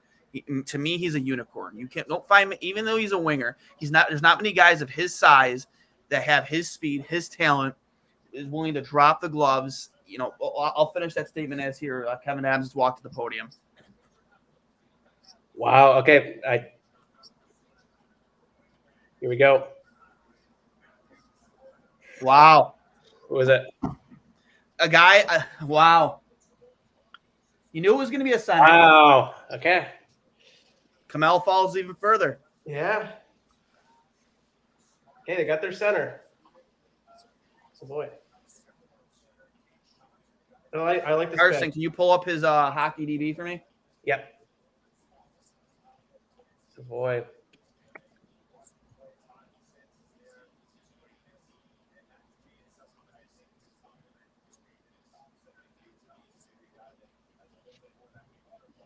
Let's see. Yeah, 18. He played 65 games in the WHL this year, 90 points, 35 goals.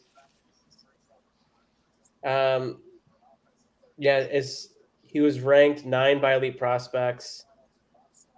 McKinsey had him 9. McKean 6. His highest was by ISS Hockey at 5. But he's I have I like Gregory Ballack from In Goal Magazine just texted me. Savoy is sick. Watched him a lot in the WHL. Wow.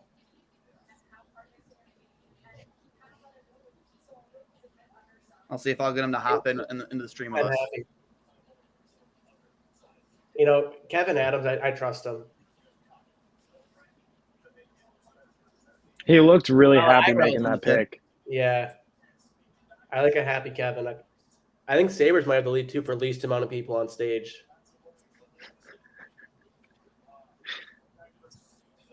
Wow. I'm happy. And there's still going to be a really good player available at 16, too, for the Sabres. That they probably could have taken at 9 and no one would have batted an eye, They got their guy.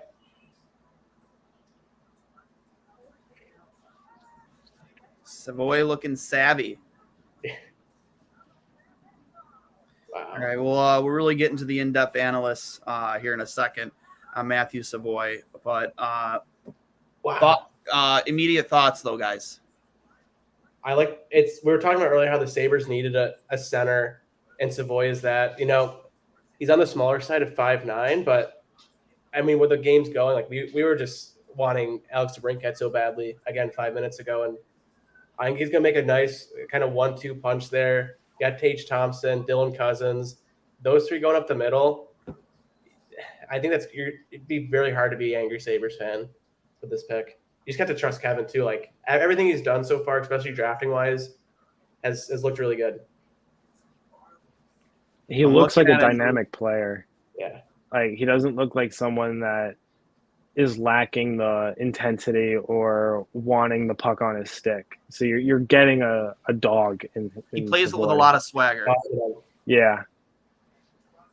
Plays with a ton of swagger. So needs to how the culture's been the past 10 years and the way it's going, just keep bringing that in. Guys that compete. Like I'm excited. Second, Buffalo Sabres. And we'll see who's 16. And they got 6 guys in the next pick. You can go. So in the OHL. NHL.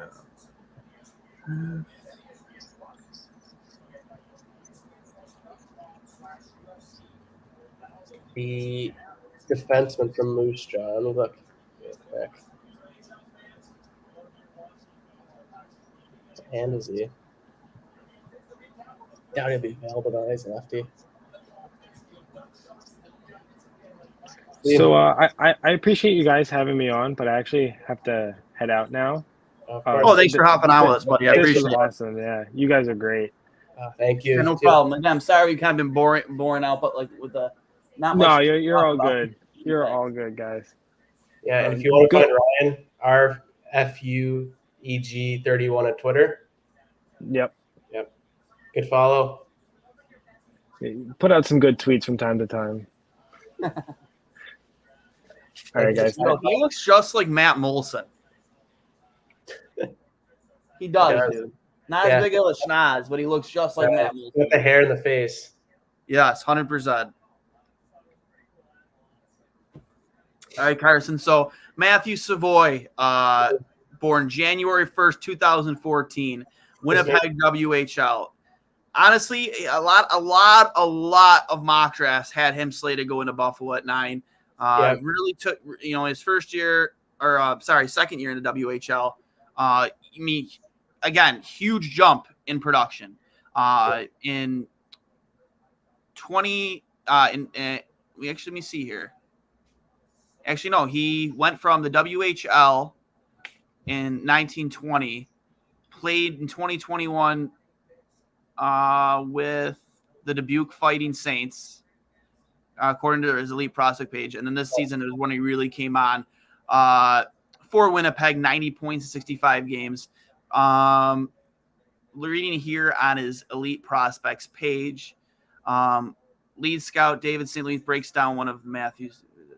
Let me see here, trying to get his comparables. Okay, heavy crossover use and constant motion propel. His high pace, constantly attacking approach makes his every puck touch an opportunity to create a scoring chance. Then Savoy stacks a brilliant first touch, handling skill, and in stride wrister. And this is all like not even making sense the way this guy wrote this. I'll start from the top again. Heavy crossover use and constant motion propel. His high pace, constantly attacking approach, making his every puck touch an opportunity to create a scoring chance. Then Savoy stacks a brilliant first touch handling skill and an in-stride wrister and 1 and 2 touch passing ability on top of that skating and pace combo to ensure many of those chances aren't for naught. So I'm going to look up right here Matthew Savoy real quick on YouTube. While you're doing that, the Ducks took defenseman from Saginaw, Pavel Minikov, so another defenseman off the board. That Sabres could take in at 16, but I think that'll be a fun selection with him and Drysdale together. Two good young defensemen. Yep. And I really like what Anaheim's building. Between those two, Zegras, like that, there's a lot to look forward to out in Anaheim. Yeah, I'm going to bring up some Matthew Savoy clips here. Let me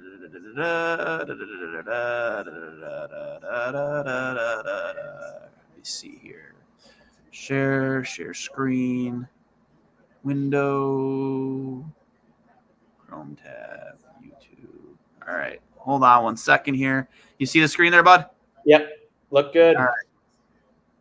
And for the people watching, what do you guys think of the Savoy pick? The ice now, Savoy is in behind the defense. Oh, he scores! An absolute beauty. How about those hands for Matthew Savoy? Let's see here. Bruce is Get some looks at Matthew Savoy here on the doorstep. Here's Savoy scores. These are his midseason highlights. At midseason, Western Hockey 44 League games in, he was at 62 points in 44 games. Coming to an end. There's a shot, and they Look at that finishing ability. And it's Mikey Mill. Didn't give up on the play. Smooth. Circle Savoy, high slot, side of the goal center. But they score. It's a heavy shot, too. High slot. Shoved that one past Mill. Bateman in behind his goal. The big 6'5" defender can't find it. Mill and Will in the slot. Savoy! Guy's What a goal! Yeah. Matthew Savoy makes it 2-1 Winnipeg. His second goal in the Western Hockey League. Both have come against the Pats. You think he's feeling it with confidence? That puck wasn't on his Zalati. Back to Savoy, down low to the corner, and Peterson. To Savoy, scores! Matt Savoy rips it home. That's a power play goal, and the Ice lead at 5-2. And the Selly, the point right at Littleton. A Lano shot, JC made. Rebound chance, they score. Connor McCullough has pulled the Ice back to within 2. Lonnie's at point, pass across Savoy. His shot to the front, loose puck, score! Bruce on the doorstep, cashes in on the power play, and it's 3-0 Winnipeg. Chaz is there. Comes over in front now, and it's Groove. Now it's a 2-on-1. Zach Benson scores! What a pass from Connor McClennan! And Zach Benson makes it 1-0 Winnipeg. Think that line's going to work? I think it might. Great heads-up play by Matthew Savoy in the neutral zone. And Boucher up ahead now to Zach Benson, trying to go to Savoy. Savoy leaves it back. What a pass. Benson let it go. He scores. And tucks the stick for the celebration. What a play by Matt Savoy. Said it already on the first goal by Benson. I'll say it again. The touch pass back. The awareness for him to know that Benson would be cruising through that slot area, and it would go. Good eyes with the puck, and he's good away from the puck, too. too. See that much in a quick hurry. Here comes Savoy setting it up. Zalati scores. That's the middle. Ben Zalati walked right into it. No chance. To Calgary, to McClennan at center. Dragging a Savoy to stay on side. Coyotes just traded the 11th pick. What a play, what a shot, and a 4-0 lead on Matt Savoy's goal.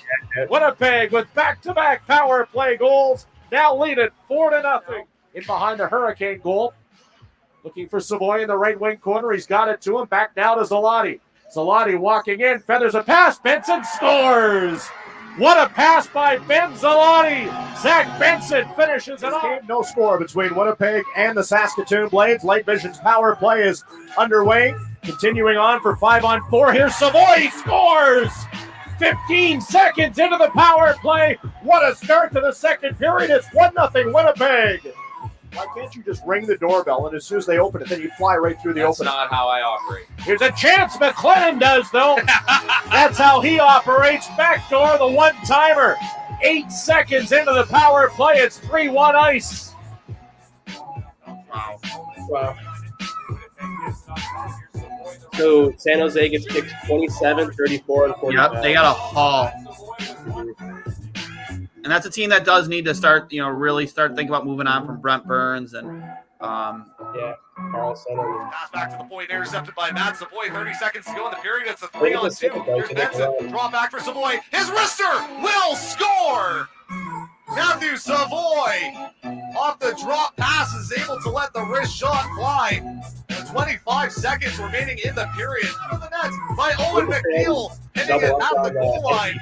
In comes McClennan, stick handling behind the net. Seri feed for Savoy. He scores. Winnipeg moving it around. Here's Connor McClennan, low attempt. Savoy will jump on it. Glove save. Scores. Matthew Savoy puts it home. It's a power play. I love that goal. number, too, 93. Winnipeg leads it 3-0. There's just too many. Fresh legs will come out. This Savoy kid is and just a Bruce are there. finisher, dude. Skylar Bruce walks in near corner, goes for the You're wraparound, kidding he me. scores. He just finishes plays. Yeah. Okay, everyone, how do we properly? Drawn in defenders too to I free mean, up not- teammates. Five-man unit wins the offensive zone faceoff. Savoy walks over McLennan, wide open net. Making 2-0. Like, he's the It's only not gonna one that get saw any him. Like, easier than nobody's that. even looking That over there, one and he took finds 7 him. seconds to materialize. And that is not an easy Savoy. pass to make. Zalati I'm with the excited. return pass now. Passes it off. The WHL point leader makes it 4. A power play goal for Matthew Savoy, and that is a Western Hockey League best. 39th point on the year for 93.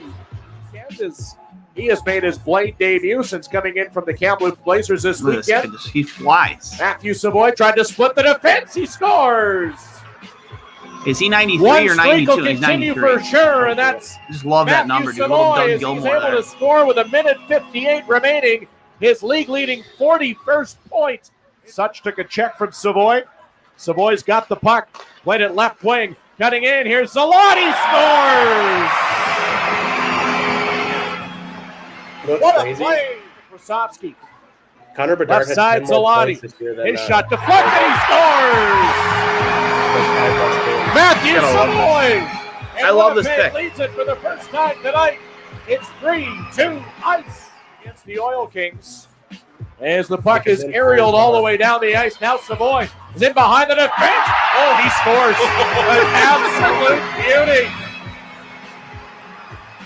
How about I feel like we're getting goaltending every for single goal and Matthew assist Savoy? here. And it's 5-2 Every Winnipeg. goal. Good season.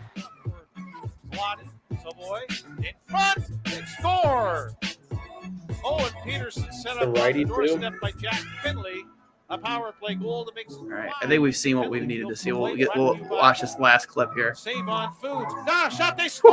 What a rush by Matthew Savoy. He's got great breakaway speed there too. He lowered his shoulder, turned the jets on. The Blades defender, and with the right-hand shot coming off his off wing, able to beat Nolan Dyer to the left side. It's a power play goal. All right, I'm sold on Matthew Savoy, Carson. Yeah, I am too. And it's nice. He's a right-handed shot. The only Connor Geeky goes to Arizona at 11. Wow.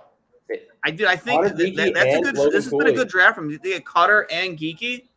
Honestly, this has been a good draft for them. That got Cooley at 3, right? They got no. Oh yeah, they did get Cooley at 3. Sorry, Yeah. who took Cutter? Philly. Okay, yeah, it was Philly. Yes. They got their two big centers in Geeky and Cooley. And if you're gonna rebuild a hockey team, you do it down the middle. Yeah. The thing I like about this. Yeah. This is exciting for the Sabres. Excited for the prospect challenge too. Mm-hmm. See him in action. And Buffalo is on the clock. Not yet, but will be very shortly. Got me excited there for a second. I was like, "Whoa, what's Kevin doing?" Wow. Hey, Columbus is up here. Columbus and Chicago.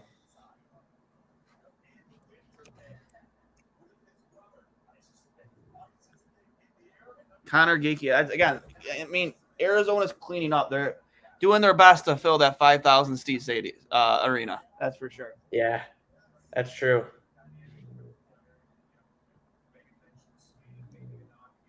So, yeah, Columbus is up. They took the defenseman with pick 6. Out of Czechia. David Can Jiricek. you get up? Is there an updated best still available list that we can find real quick? Yeah. So keeping up on that. It's a very laid back live stream, everybody. Just so you know, very laid back. As you can see from Carson's hair, he's just laid back right now. Oh, I feel like every time you're on with us, man, I feel like you're just a blast from the past, disco inferno. I'm doing my best. The kid just fucking mandatory viewing for Sabres fans while we wait for Savoy. Yeah, I'm not here for my hockey knowledge. I'm here to get a little eye candy.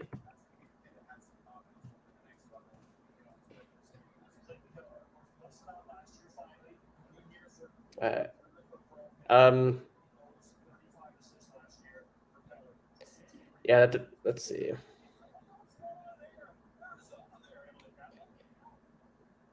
Yeah, Daniil Yurov is someone that I saw a lot of mock drafts the Sabres picking up at 9 or 16. So we'll see if that happens. Brad Lambert's still on the board. Kamel. Like, there's some good forwards left. So I doubt the Sabres, because the only Ds left are really left-handed. So if the Sabres pick up another left-handed defenseman when you kind of have that logjam of Dahling and Power, but I see a lot of like comparisons to Danny Briere with Matthew Savoy, and I tend to agree, man. You watch him play, he does have that element to him. Yeah. Wow. So we got 12, 13, 14. So we got 4 guys will be taken off the board before the Sabres pick. So you got Nazer on the board, Kamel. If they can get Nazer at 16, I'm very happy. That'd be nice. Daniil Yurov and Lekermaki is still there. So the Sabres are going to get a good forward still at the board. Lambert. So one of those 5 forwards will at least one of them will still be available at 16. So just which one or how many, and then where Kevin goes. Or if they trade out of it, I don't know.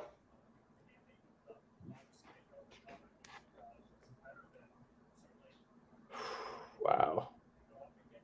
So yeah, Arizona got the 11th and Geeky for the 27th and 2 second-round picks.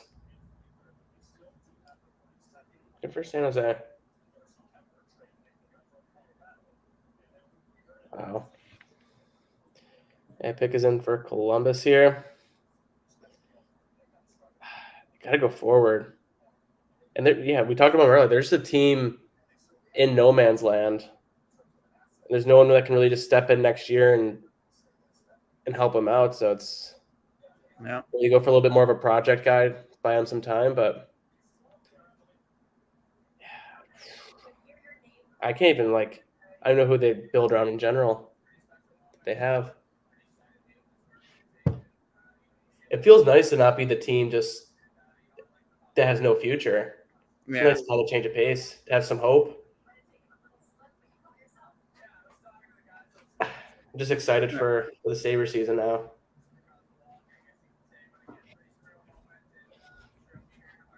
And the people on YouTube, comment below. Let us know what you thought of the pick here. Because I'm interested. Savoy, and there's so many picks available. And out of those kind of top crop of forwards left, who do you want the Sabres to take at 16? Because there's a lot of options there for this team.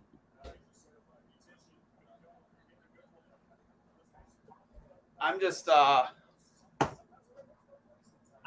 everything I keep watching on Matthew Savoy, I just keep I like more and more of it. I'm gonna keep trying to find some more, maybe meet the future Matthew Savoy. Okay, here we go. Let's see. Blue Jackets are up. I think they would take Kamel maybe.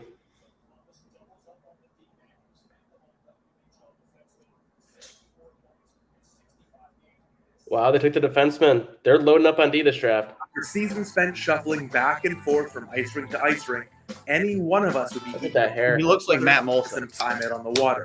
Him and Owen Power, though. They got the same haircut going. Please, we'll do some solid hours spent wake surfing. Just love being on the boat. Mostly all water sports in general, but I'd say wake surfing is probably my favorite. It's a pretty chill sport.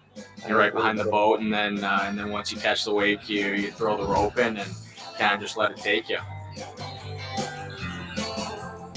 The mustache and beard just make him got into it, I think 4 years ago. My buddy got a boat. It's a wake boat, first one in the friend group. He became quite the expert pretty quick, and then he taught the rest of the boys. Dragging to Savoy to stay onside. He scores. Now Savoy is in behind the defense. Oh, he scores. An absolute beauty. I was actually lucky enough to get up on my first try just because I wakeboarded a lot before that. You know, when you're doing the flyby by the public beach and you're on the board, there's a little more pressure added and a little more pressure not to fall down. In the slot, Savoy! What a goal! It's really good, to have some downtime in the summer and spend it with family and friends and do, activities outside the rink. I'm really big into the outdoors, like I said, boating, wake surfing, and I like to go camping every now and then in the summer, so it's just a good way to get away from hockey and clear your mind a little bit. Drop pass, Savoy. Shot, scores. Savoy, geeky to the net. Savoy scores. Here's a lot of moving across Savoy, shoots and scores. Matthew Savoy. Pretty fun, just to have a little fun individually, and it's just a good way to get away from the rink and kind of regroup. I think you gotta branch out and experience new things. You never know what you might like, and just take the risk and take the chance and go experience something new. Wow. Duane, if we want to boost viewers, I can just put a little smudge on my my camera, and we can just say I'm Savoy. You could. I mean, you do bear some resemblance. Yeah, just make my There's camera. another video here, another Savoy video coming up. Organized and archived in Dropbox. Some good stuff. The Chicago on the I don't know clock. how you guys do this every day. Winnipeg Ice Practice Facility. What's up, boys? What's going on? What's up, coach? Ready for a little practice today, fellas, or what? All right. You got Savoy there in the middle. Matt over here, mic'd up, and today I'm gonna see how I do in the WHL practice. Let's go. Man, I played AAA back in the day, but my invite to the dog camp must go lost in the mail, Whoa! Bender. sorry, Maddie. I almost broke my ankles there. Right now, I'm gonna make it back to a pass. The old Islanders pick here for Chicago. Oh! What did they do with it? There you go, man. No, that was all the finish right there.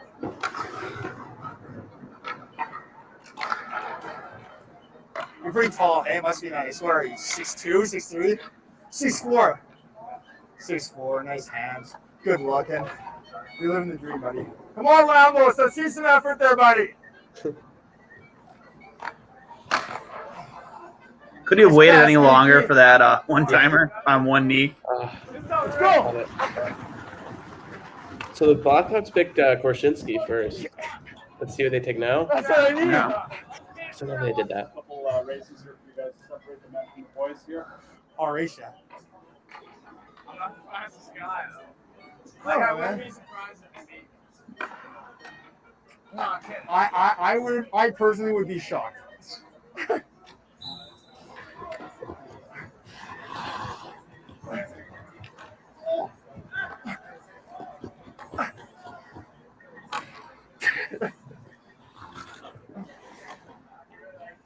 You think you're sweet, eh, buddy? You think you're sweet? Yeah. I'm heavy. You kick my ass. Yeah. Oh! This is great defense right there. Oh, sorry, dude. Go tap to the jewels right there, Maddie. Yeah. Right in the nuts. Dude, I don't know how you guys do this every day.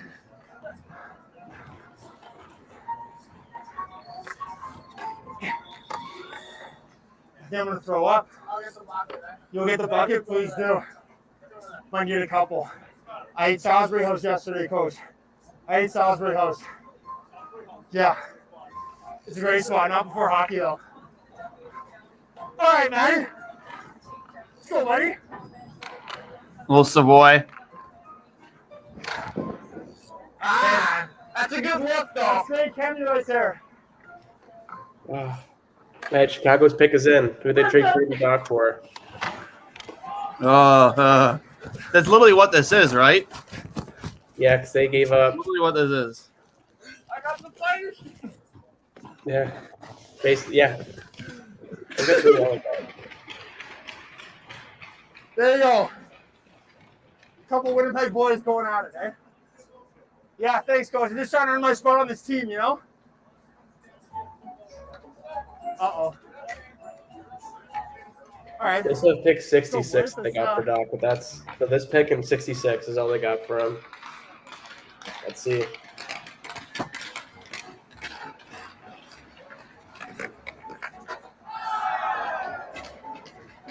Looks like I'm not picking up the pucks, boys. Hey, Lambos, you're picking up the pucks, buddy. It took Frank Nazar. All right. You're a show off, 7. You're a show off. That's a buddy. good pick. Coach, They take Nazar. here you go, coach. Yeah. Well, it's a good thing they got rid of their Game of small six now, scoring boys. forward and picked up another one. So Love it. If one of you guys get drafted by the Jets, I'll get your face tattooed on my ass. wow, good for him. Yay! That's a Hey, big yeah, loss to the Sabres there at 16. That'd have been a really nice Yeah, pickup. it's usually my job out there. We're on the line right now. He's just so fast, such a good skater. This is tough. Okay, this Winnipeg I needed pick that. is also interesting because they're That's a another great team teammate that right there. might be You ready kidding to me, blow coach? everything up. Hellebuyck says they want to go through rebuild, so Dubois probably wants to test open. Nazar, what?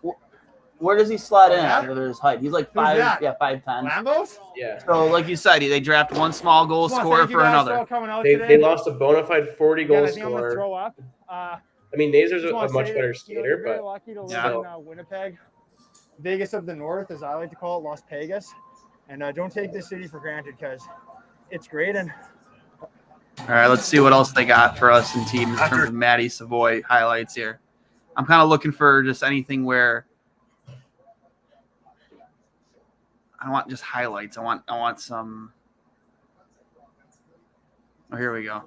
Oh, it's Carter Savoy. That's his brother. All right, so that's actually going to work out well for Chicago with picking up Nazar. I like the pick. I just Yeah, I mean, for blowing things up, I think it worked out as well as it could have. here's some. Guys, what were you expecting about this process, and what has it been like for each of you? It was didn't have too many expectations coming into the week. Obviously with COVID, it didn't happen the past couple of years, but was just really excited to come down to Buffalo, meet some NHL teams, and it's been a really fun experience so far. Yeah, I think for me, seeing Morgan kind of go through it all, pretty cool experience watching him come to Buffalo, kind of go through the same thing. Lots of fun, lots of great opportunities, and you meet a lot of new guys along the way. It's just for both of you. What NHL player do you think your game most closely resembles? I like watching a guy like Braden Point, smaller guy, likes to possess the puck, is fast, and I think he plays the game the right way. I think for me, Leon Draisaitl is someone I try and accommodate to a little bit. The way kind of he possesses the puck, his vision, his IQ, I think that's something that I really try and incorporate. For Matthew, can you talk about your play at center and at wing? What you like, compare and contrast how you feel like you play both positions? Yeah, definitely feel comfortable at both positions. The past 2 or 3 years, I've kind of flip-flopped back and forth consistently. So, kind of leave it into the hands of my coaching staff and wherever they feel I best fit. Matthew, just what was it like to have kind of a normal year this year, and what was last year like for you? I guess you had the bubble and you played in the USHL. Just what was that experience like as well? Yeah, it was great to have a normal season this season and be back in Winnipeg. With the unknown of the Western League starting up last year and it continuously getting pushed back due to COVID, I thought it was a good opportunity to go continue my development in the USHL and specifically in Dubuque, and had a good experience down there. It was a lot of fun, but Winnipeg coming on back the to clock. Winnipeg, was really excited for this season. And I'm really interested in this pick, what they do. Most of it for sure. For both of you, what do you have to do to become an impact NHL player? I think kind of hard work, compete, all the cliches, but I think for me it's just kind of be myself.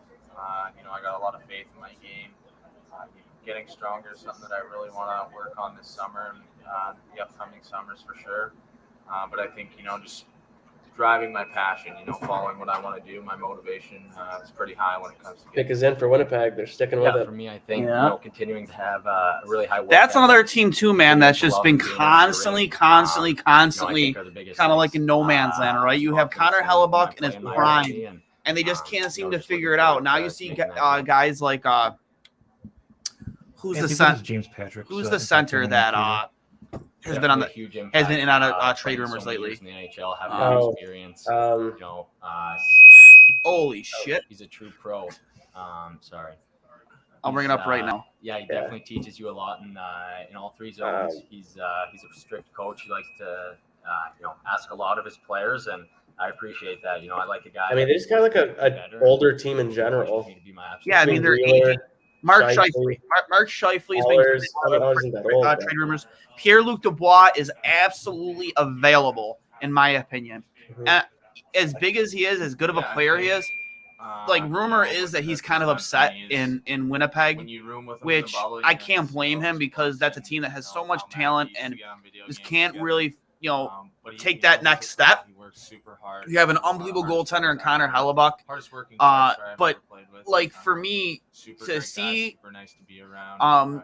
PLD that upset again after what happened in Columbus, does that kind of throw up some red flags for you in terms of his attitude, Carson? Yeah, I mean, it's always tough when you have a guy kind of bounce around from team to team, especially after the whole Eichel situation here in Buffalo. I think the culture's finally starting to shift in the right direction. It has shifted in the right direction, with Alex Tuck coming in and everything that's kind of transcribed since that point. And I don't know if that's something as a team you want to risk for a player, but I mean, that's probably something, the players themselves would know. And hopefully Kevin would talk to me like, hey, would you guys be comfortable bringing this guy in? Buffalo Buffalo hasn't. Buffalo traded up.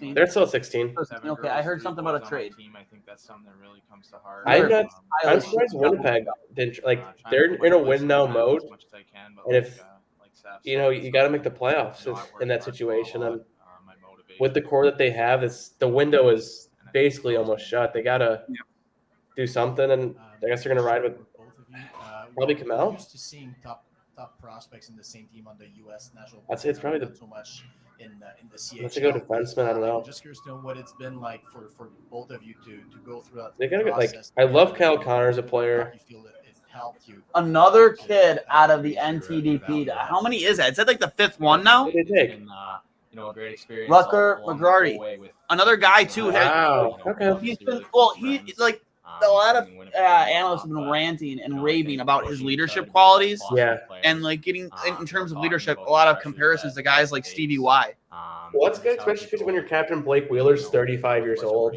Yeah. It might be time to look elsewhere and kind of build around him. Another guy to kind of going through. I like that pick. I like that pick a lot for them. It's good to have. Yeah, I think kind of like Saf said, it's a lot about the internal competition. A big right winger. Obviously, you see their good finishing ability. He's the new Blake Wheeler, big right winger.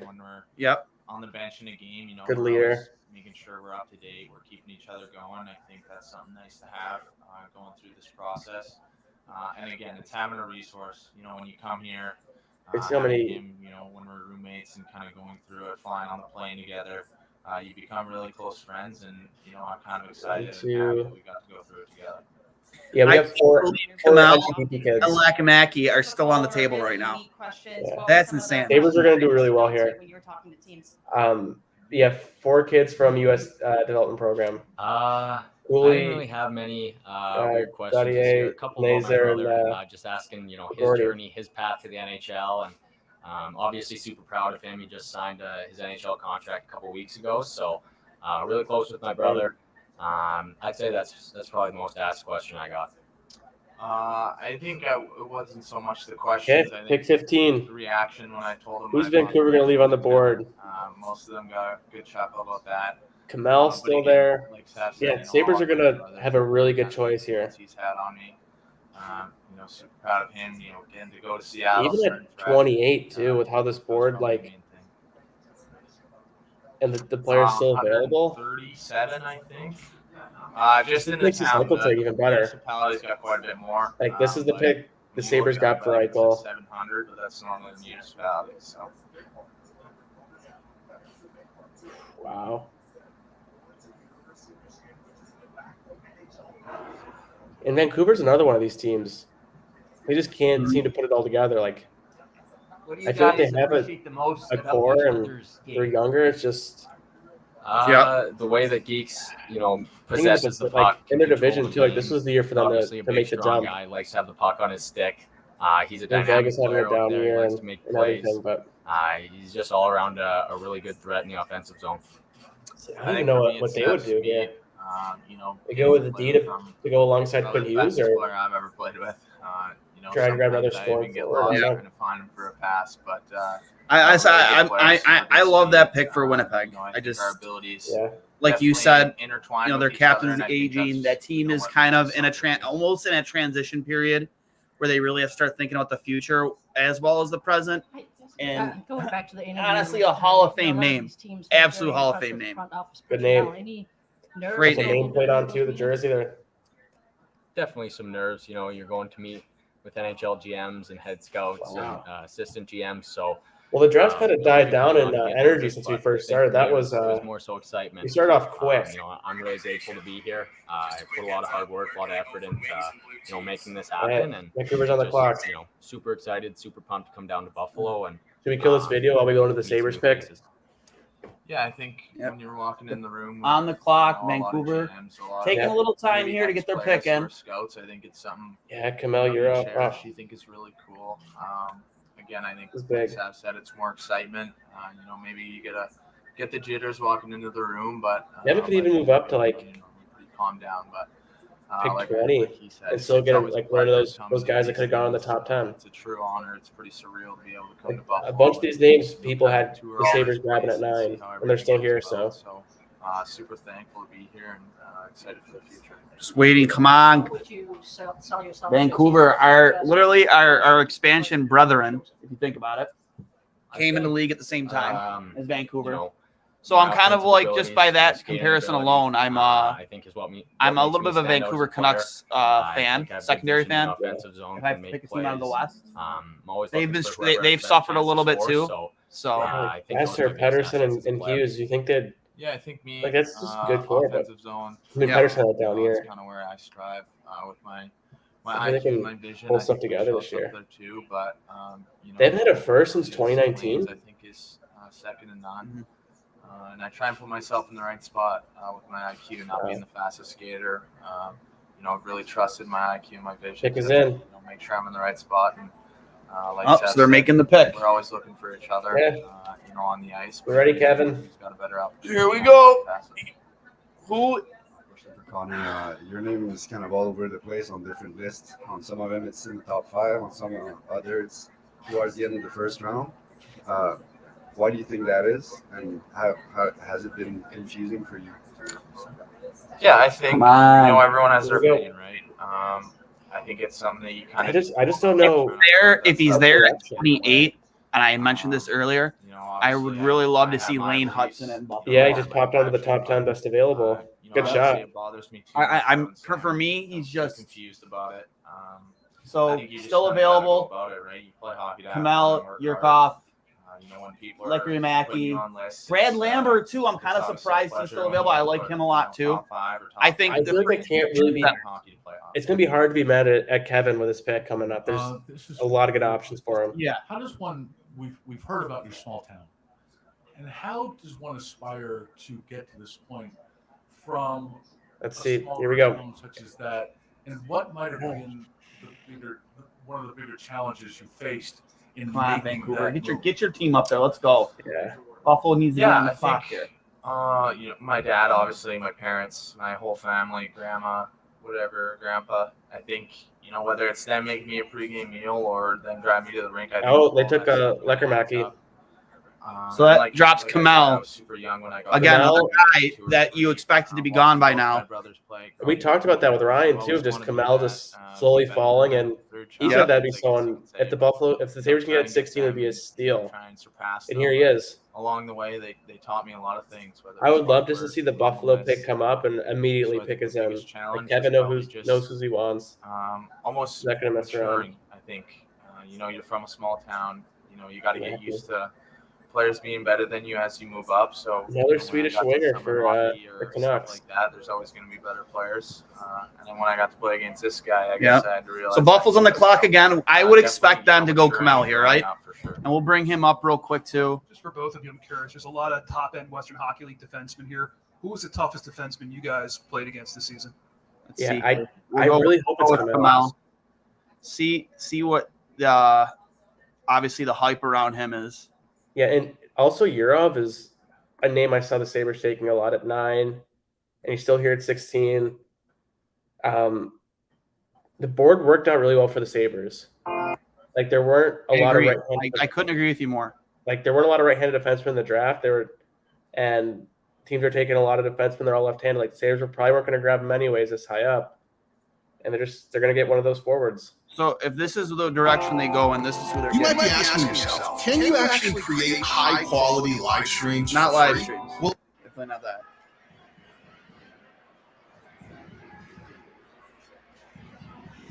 Okay.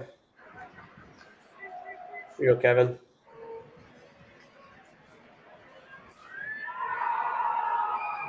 Another guy that can score.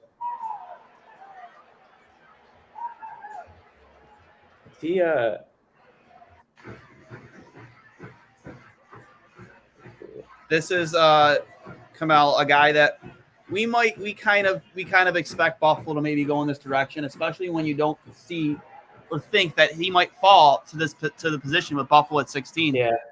Look at that shot. Nobody knew he scored but him. Love the gold helmet too. Look at the helmet. Yeah, the leading scorer gets a little gold helmet. Let's see, he put up this year, the top finish league, he put up 23 points in 39 games, 15 goals in the league of play. Again, that's a man's league. That's one of the best leagues in Europe. In the league, yeah. If Buffalo walks away, Joakim Kamel. Yeah, even like 18U play, he tore it up, like almost over a goal per game. He's over a goal per game for 18U play against guys his own age. Just over a goal game. That's insane. Mm-hmm. Let's see. On the clock. Trust you, Kevin. I think, and the thing with the two top guys left, Kamel and Yurov, is they're both right wingers that will slot nice. Like for the Sabres' future, you got Tuck, Quinn, and hopefully one of these two guys to fill in. Papa Rosine, like one of these guys have got to hit, and that's going to be just look at Sabres roster that much better. I just love that he's the only guy with a gold helmet. I just love it. It makes it easy to find. Yeah. Okay. Kevin's taking his time here. Maybe he's on the phone. Kevin's, using the rest of his minutes here. Because, I mean, even if he drops back a couple of spots, they're still going to be, like, good players. I don't think you can pass up. Mutta sitä kirkkainta Italia-palolta ei löydy, ja se on varmasti yksi suurimmista syistä. Miksi IFK on Palolan valinta? Ahonen. IFK ilman muuta kuuluu liigan suurimpien ennakkosuosikkien joukkoon. Etukäteisarvioissa Tappara on vahvasti siihen rinnalle nostettu. Aleksis Ahonen toimittaa, ja maalineuvostolta tulee ohjaus. Ja nyt tasoittaa tämän pelin yhteen. Taking his time. Come on, Kevin. It's really just forward or bust here. The Sabres still have 10 picks left in this draft. Like, that's insane. Busy man, pick us in. Christopher laitaan, turkulainen, Kemel, ja sitten siellä on myöskin Valkeajärvi Hey, mukana. Ja sitten menee kiekko reppuun, kyllä. Sieltä se vedetään viivalta ja sinne erittäin väkevästi menee Braden Christopher tuonne maalille. Yeah, the old Jack Eichel trade, here it is. Hyvin Kemel tuo kiekko. And that second rounder next year is going to be really nice too. Yeah, I agree. That's another good draft. This trade just gets better for the Sabres each day.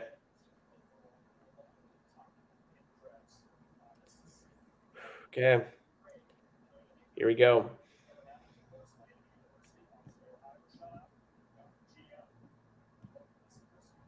Yeah, walking up. What a confident man. My entire well-being is in his hands, so no pressure, Kevin.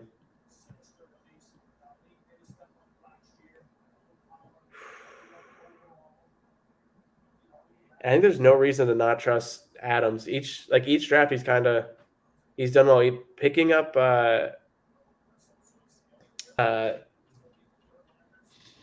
second rounder from 2 years ago. I don't know why his name's going over my head. We've been going for 2 hours, but I'm excited here. Got all 2 people up there for the Sabres. Looks good.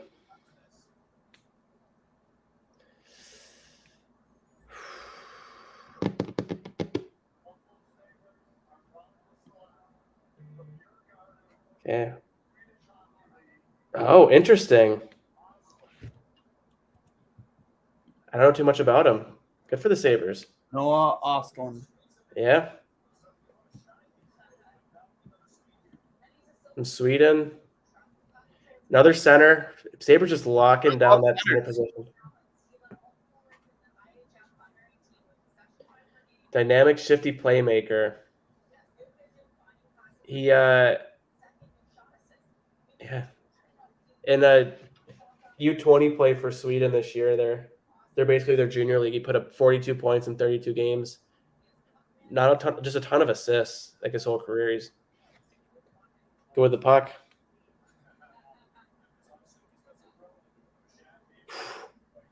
Yeah. Looks like a good player. Look at that. 1 second. I'll give my thoughts here in a second. I trust Kevin, man. As much as I think we both wanted Kamal, especially after watching those highlights. I hate that pick. Again, a very, very good junior league there in Sweden. You know, sometimes people look at these numbers. You look at what the players produce in like the OHL, like Savoy for 90 points, 65 games. You see these numbers out of these Swedish and European leagues, and it's like, well, I don't understand why are we taking that guy? Listen, these leagues over in Europe, you're not just playing against guys in your own age group. You're playing against men. You guys are playing against guys like pure professionals in some of these leagues over in Sweden and over in Finland. So yeah, maybe the numbers that you would see over in like the OHL or in the college, they're not there as much. Yeah. But you have to understand they're 2 completely different leagues, 2 completely different ice surfaces, 2 completely different styles of game. So honestly, you look at a guy like Noah Ostlund. I like that pick. I really do. Again, it's not off the board. 5'10". Not a big kid, but he's fast. That's like, again, just like Savoy, big pickup speed. And I think that's what Kevin Adams is kind of, centers like is speed and finishing ability. And Noah Ostlund and Matthew Savoy have both. Yeah, and you think about the Sabres team last year. That's kind of something they started to build on, and look where the game's going. Speed and the ability to put up a lot of goals. Look at the Avalanche. You got to be able to score goals on a consistent basis. And that's something the team struggled with last year. And hopefully these additions of guys that can put the puck in the net, quick, shifty, can move the puck well, find open guys, can really just elevate the Sabres teams beyond a level they thought they could go to. What's Bettman talking about here?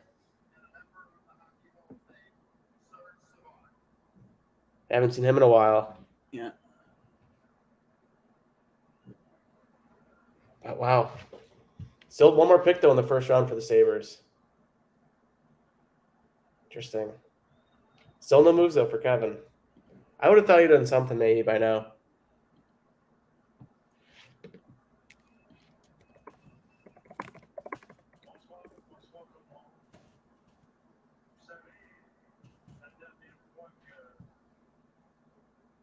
And especially like him and Rosine, 2 guys that probably should be competing for that same spot. Hopefully they can push each other too. And one of them's got to, pan out and be that really good player that I look at the Sabres prospects too, and almost running out of spots in the lineup. There's just so many guys that should be in like a top 6 position that this team's just going to look really, really, really good. Yeah. But now we wait.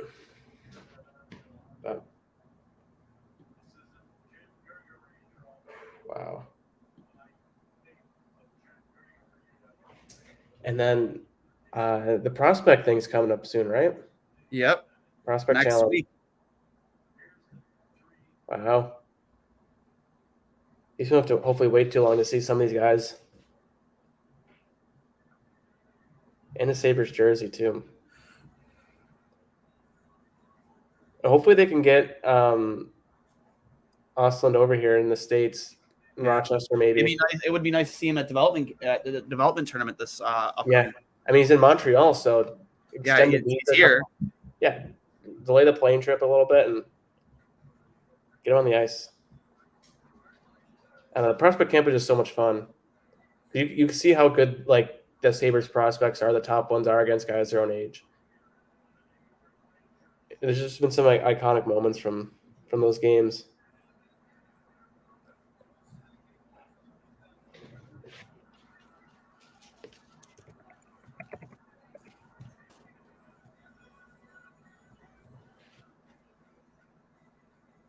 Wow. Still haven't started the clock for Nashville. 1 second. GM of the year. Jim Gregory, interesting.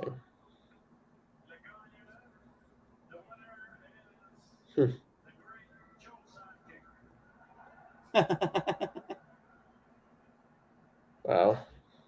What was this award for? I'm sorry, I just wasn't paying It's attention. GM of the year to Jim Gregory. Oh, or interesting.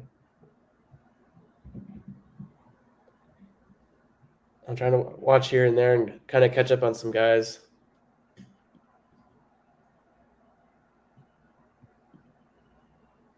I gotta show this one. I just tweeted it out.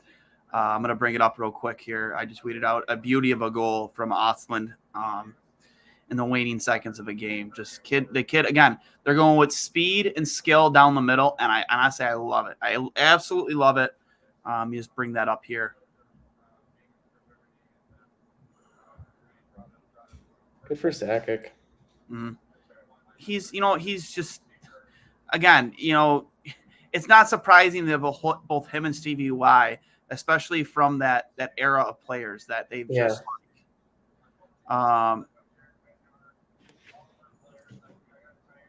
so 1 second here. Yeah. Wayne Hudson lines up perfectly with the Sabres pick. Honestly, I love Lane Hudson, man. Again, yeah, he's 5'8", 5'9", but in terms of just building that back end even further, more than you already built it, like, yes, he's a little bit development. He needs more development, but the skill is there. The hockey IQ is there. Yeah. Sure, the size isn't, but people, criticize Chicago when they took DeBrincat because of his size. Well, I mean, they're still criticizing them about DeBrincat, but for the wrong reasons, because they just traded him away for peanuts of what he's worth. Yeah, or Cole Caulfield too. Yeah, like again, guys. I mean, size for me isn't all like everything. Especially in today's NHL. And Lane Hudson, the kid is just has that swagger and that skill and that speed. Just like, reminds me a little bit of Quinn Hughes. And the Sabres kind of have that flexibility where they can maybe take a risk on a guy like Lane Hudson, that they don't need to put all their eggs into his basket. And, they have the back end that can produce points where he doesn't have to step in maybe year 2 or 3 and have to be that guy that everyone looks to as the savior. He can step in, play a game, not take a ton of minutes, find his role in the NHL. And that's Here's what the goal. The goal I was talking about. Flips, hits the trailer as Osland in. It's frozen for me. This is from this year's World Championship. The U18s. Watch that one more time. This drag, boom, backhand, see ya.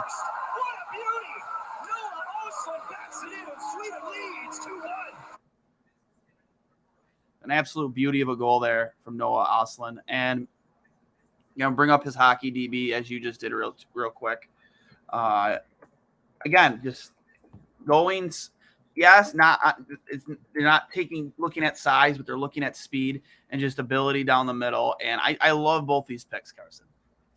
Yeah, you kind of see the vision Kevin Enns is going here, gets a center at pick 9, because I think center is a position a lot of Sabres fans aren't 100% comfortable in with the centers that they have now and for the future.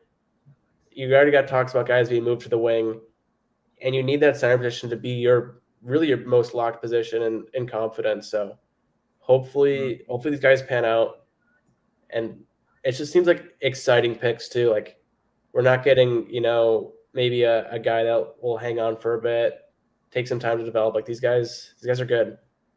Yep. So looking here at his numbers from 2022, in 32 games, the G20 National. I'll butcher these if I even try to pronounce them. 42 points in 32 games. In the SHL, 11 games played. But again, in the SHL, that's a man's league. So, I mean, no points, but that doesn't really concern me. Playing the World Junior Championships, 10 points in 6 games. The U18 for Sweden, 13 points in 15 games. This kid has it, in my opinion. I just absolutely. And you look at some of this criticism of here, positive criticism of Ostlund here on Elite Prospects. At his best, Ostlund is a dynamic, shifty playmaker who takes full advantage of the width of the ice to build passing sequences. A dexterous distributor with the full array of reach-adjusted passes and the keen eye to find options through traffic. He was the most prolific setup man in the entire Swedish junior circuit. That's from the Elite Prospects 2022 Draft Guide. From Michael Holmquist. His hockey sense, work ethic, and skill level makes him stand out. He makes all his line mates better. He has the best hockey sense of all the 2022 NHL Draft Prospects. A world-class playmaker and a shifty stick handler. From EP Rinkside. He plays with intensity and is always on the move. He is equal parts creativity with a high-end work rate. Very skilled forward, always reading the play off the puck and putting it in the effort to disrupt plays. Flawless all-around game. The one thing I took from a lot of these criticisms, like positive critiques of him, is like the work ethic. He's willing to – he skates hard. He doesn't give up on plays. Those are the things you want to hear, especially out of a center. Like, center is, in my opinion, the most important position on the ice next to goaltender. You have so many responsibilities when you play up the middle, and you're just not there and you're just not always there to be a setup guy up the middle or to score goals. You have to take care of things in your own end, and that's kind of like the feel I get from Ostlund here. Is he's a good two-way center. And think the Sabres team too, and their centers. You got Middlestat, and it's nice to get guys. And look at Savoy too. It looks like he's good in his own end. You can get guys that can play both ends, and that's what you need, especially in the playoffs. Like, yes, we want to get there, Sabres fans, but it's not about just making it to the first round. We want this team to go far.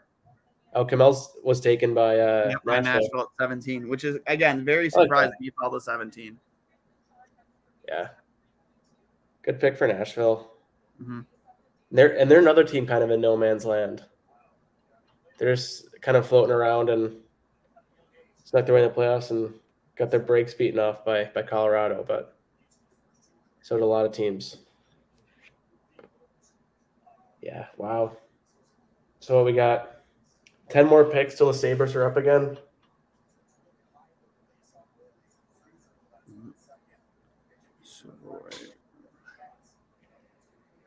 Yeah, I don't even know. With 2 forwards already taken, I don't know if the Sabres look for the back end help or what. I think they go defense here. Yeah. I think they do if they keep the pick. Yeah, who knows? Might fall back. Yeah. I think that'd be a good selection. I don't know about right-handed defense and still available, but Sabres probably need to fill some bodies on the back end. This is for the old Reinhardt pick too.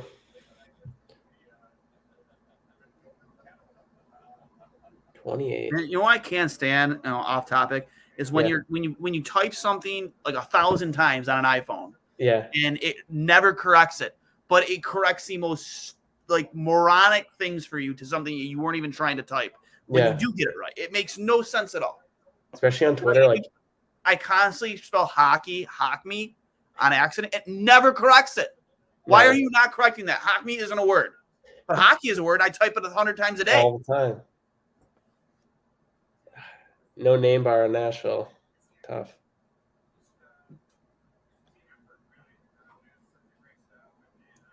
Wow. Dallas is up. Europe just sounds like a guy that would play for the Stars. Fit in there. Good forward. Right winger. I think we're at the point now in the draft where it's just a lot of teams. I mean, it's all teams that got eliminated in the first round for the most part. Yeah. So teams either on their decline or on their come up. So this is kind of a big point in there where their franchise is heading. Teams starting to sell pieces off or build for them, make that last little run. Couldn't agree with you more. Yeah. Minnesota's up next. They locked up Fleury today. I mean, they got rid of Kevin Fiala in that deal with LA. Yeah. They also seem to be a team that I think this is where you may see like a guy like Lambert go. Yeah. Yeah, he's still around too. Yep. I honestly thought that might be where Buffalo could have headed. I did not have Oslin on my list of players at 16. I'm happy with it, especially after seeing some of the critiques of him and his highlights. But I'm not good surprised. Like Brad Lambert's in there, Urov still being there. Very surprised. But that's how drafts are, man. There's always guys that fall. Nobody expected Shane Wright to fall to 4, but that's still great. That whole first 5 picks. I think I'm still sweating from that going on. So just the whole hot start with Montreal taking Slav, and then Nemec going 2, Goalie 3, and then Wright 4. Yeah, that's started off the draft hot. We were buzzing quick.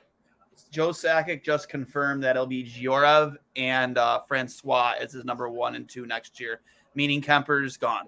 Yeah, Kemper's gone.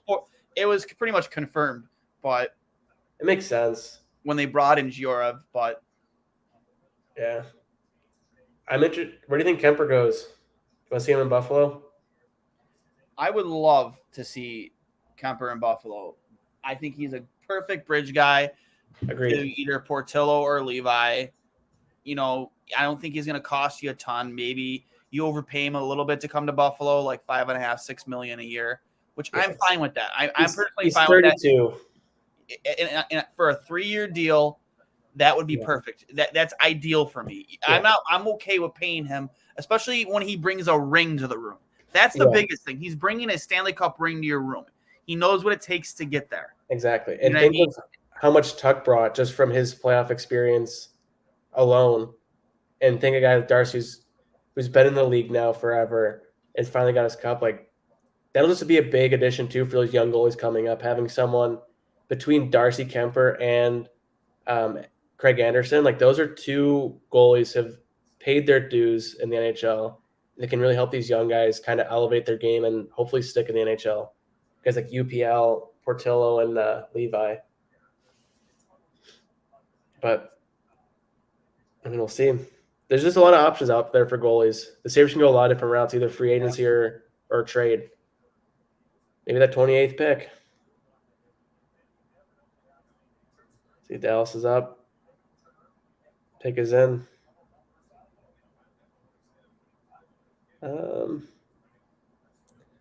No, Austin still.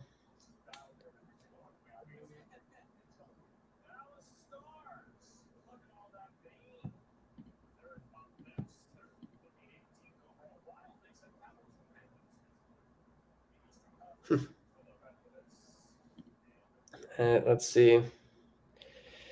Dallas.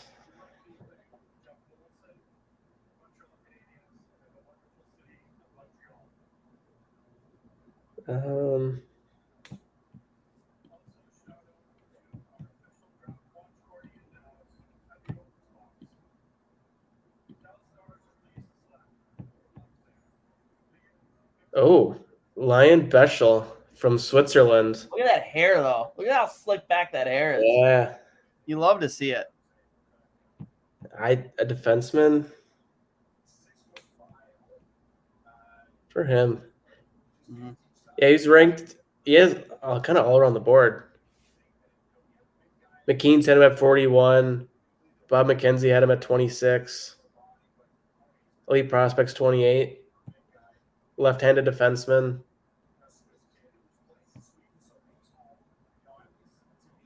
Let's see. Played 29 SHL games this year. Had 1 goal, 2 assists. Not bad at 18.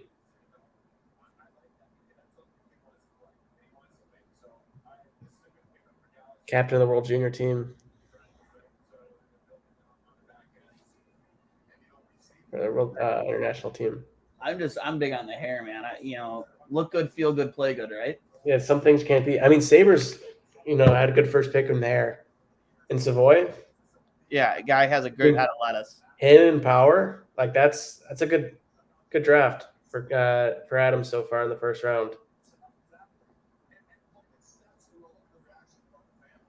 Wow. I love seeing the parents' reactions. It is the best. Mm-hmm.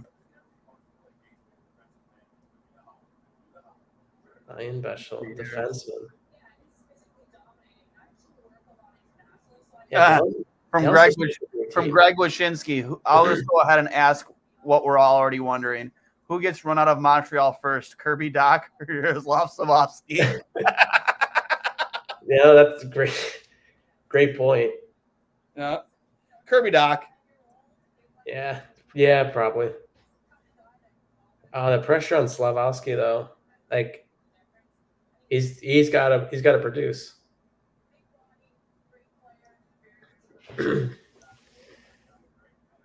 Wow. At Minnesota.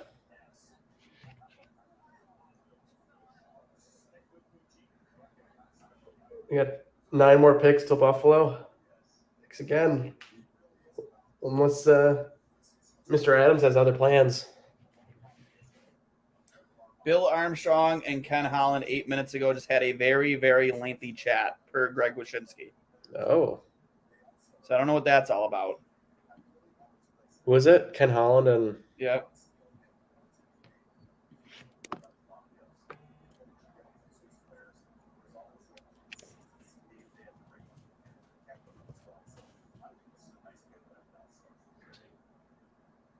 Yeah, I don't know. I'm surprised a couple of these teams haven't traded to try to add some capital. Yeah. So let's bring up some Noah Ostlund here. Yeah. Also, that Chris Letang contract today. I want his agent. I know, man. He's under contract with them now until he's 41, and that pretty much all but means like Malkin's gone, right? You would have to think. Yeah, just contract wise, because they paid him pretty good. What, $6 million? Yeah. Okay, so Noah Ostlund. All right, here we go. Let's bring a little share screen action here. Here we go. Ugly mug.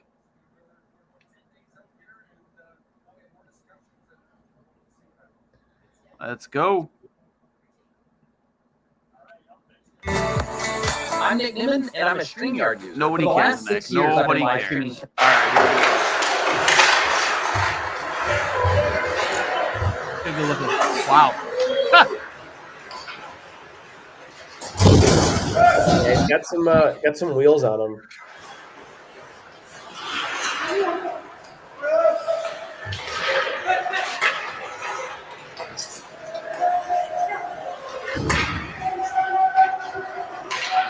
Yeah, I like this pick.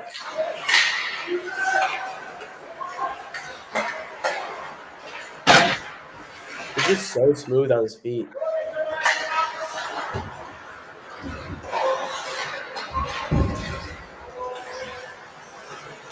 He's so confident with the puck.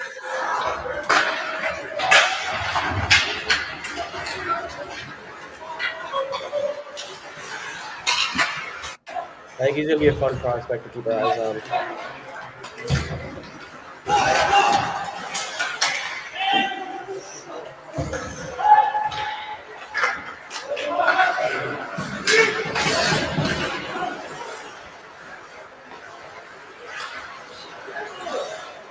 He's just very dynamic with the puck. Very dynamic with the puck. Seems like a great overtime guy as well. I want to see here. There's no Cody Eakin in overtime, but yeah, he's no Cody Eakin. But let's go back one here.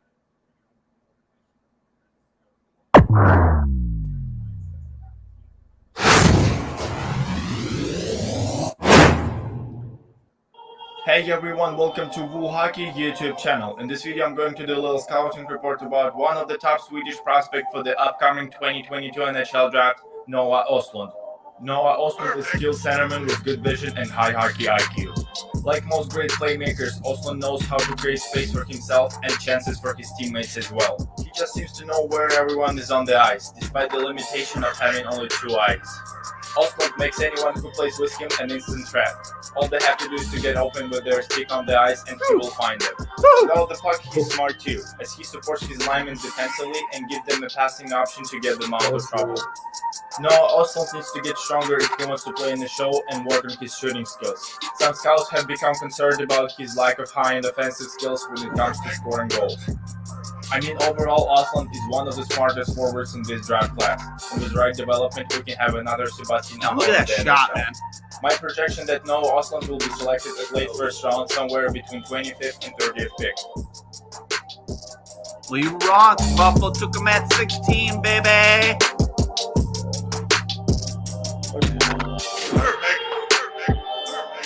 Jonathan Lekaremaki flips, hits the trailers. Östlund in. Out of there, scores! What a beauty! Noah Östlund backs it in, and Sweden leads 2-1. Right out of the air.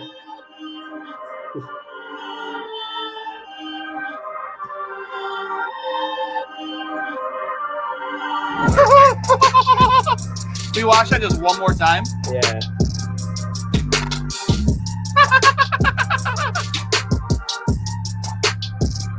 He's a fun prospect.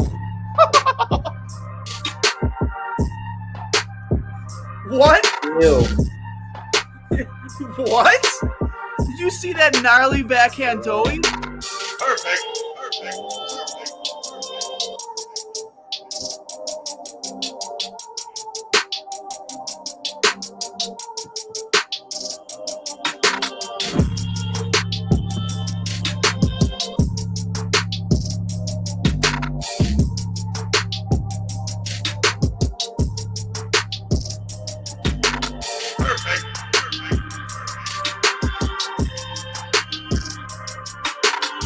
And he's still laboring after that shot block. Hamlet waits, shoots, in front, loose, and score!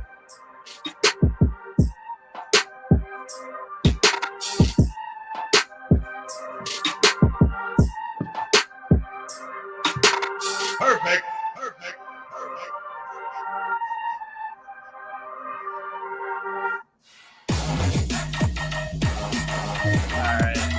His teammate was just drafted by Minnesota this year. Liam Ogren. Another Liam off the board for all you shameless fans. All right, this is from a Locked On Senators podcast. Not to promote other podcasts on Two Goalies, One Mic, but I don't mind. Thank you for joining us. Before we get started on today's episode, just a quick reminder to please smash the like button in the bottom that we have coming up. Let's see here. So it's called EP Let's Watch, I think. Let's get there. We go. Yeah. Assists, 9 goals, 33 assists, and in the playoffs, in 5 games, he had 5 goals, 2 assists. He did get a cup of coffee in the SHL, only 11 games, but as usual, I feel like anytime we mention that these kids play in the pro leagues, 0 points. Yeah, it's really tough for them to even get opportunity, let alone production. Now, Tony Ferrari has been high on him all year. He told me that this is a kid. Oh, our boy Chris Peters didn't have him rated at this point. 13th on his list. Yikes. 13th, Pilsy. And wait till you hear the range. So Tony's got him at 13. Yes, I said that 3 times because it is that much different than the rest of the pack. Scott Wheeler next up, 24th on his list. Elite Prospects has him at 33, although I'll tell you some things that Elite Prospects had to say about them in their scouting meeting. Bob McKenzie at 51 and Pilsy, another range. 73 on Craig Button's list. So the average is nobody really cares what Craig Button but thinks the so. range is 13 to 73. Yeah, we know exactly where this guy's going to go. Yeah, like this is wild. And I can sort of understand the range, Ross, but personally, I would be definitely I would be on the higher side of Button and McKenzie here because I see a lot of talent here. I think he's going to go closer to the first end of the first round, start of the second round. And what I really noticed and what they keyed in on in that EP video was his high hockey IQ is so apparent because he's able to find creative ways to get open and switches things up when he's transitioning up the ice. So your opponents are always guessing what he's going to do. And I feel like he just manages his line mates so well. Like his ability to guide Leckernacki and Ogren into the perfect spot. Real quick, that's what you keep hearing. He makes everybody around him better. Can't be mad at that.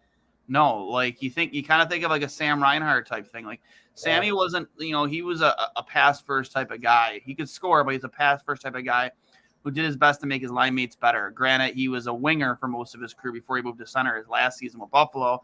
And again, played on the wing this past season with Florida. But I personally think that we got like an extremely gifted playmaking center here, and who takes some pride in his ability to play in both ends of the ice. Yeah, I mean, I'm just excited to see him. Hopefully, he stays in town until the prospect camp there, and we can see him on the ice like during a game, get those minutes in. Jesus Christ! Are you seeing this right now, or are you still on the YouTube page? Which one? Oh, the picture you just sent me. Hold on. Oh my God, that smile, buddy. Hold on. That's Hall of Fame right there. You don't know what he's thinking. Hold on.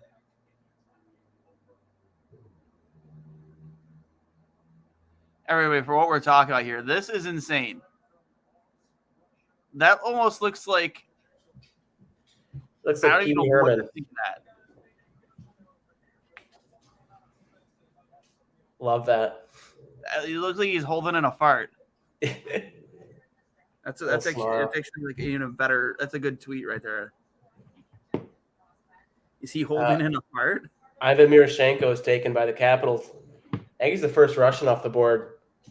Surprising this late in the draft. Yeah.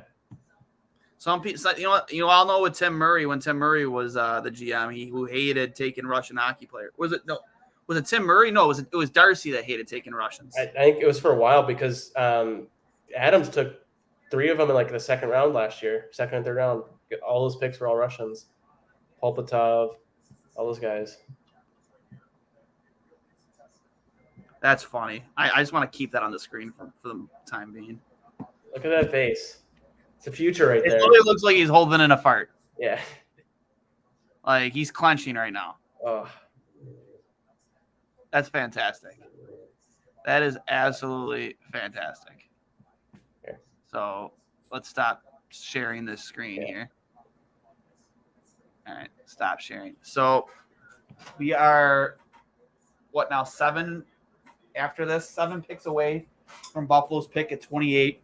Something like that, yeah. They pick at 28. So let's make some predictions. Let's look at what we have left available and, where we think Buffalo will end up picking or what we think. Yeah, because out of like the top 10 that ESPN gives, there's bound to be at least 3 or 4 of those guys still on the board when the Sabres pick. And I know you got your guy.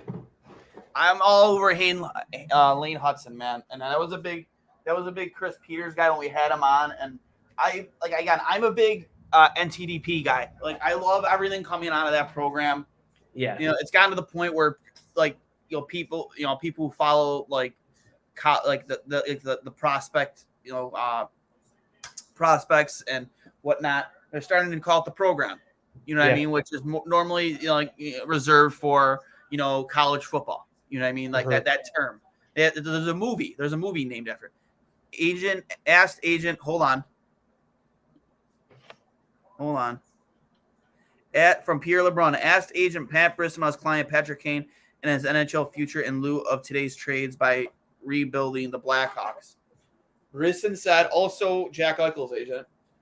Brisson said they're not going to make any decisions or comments at this point. Wow.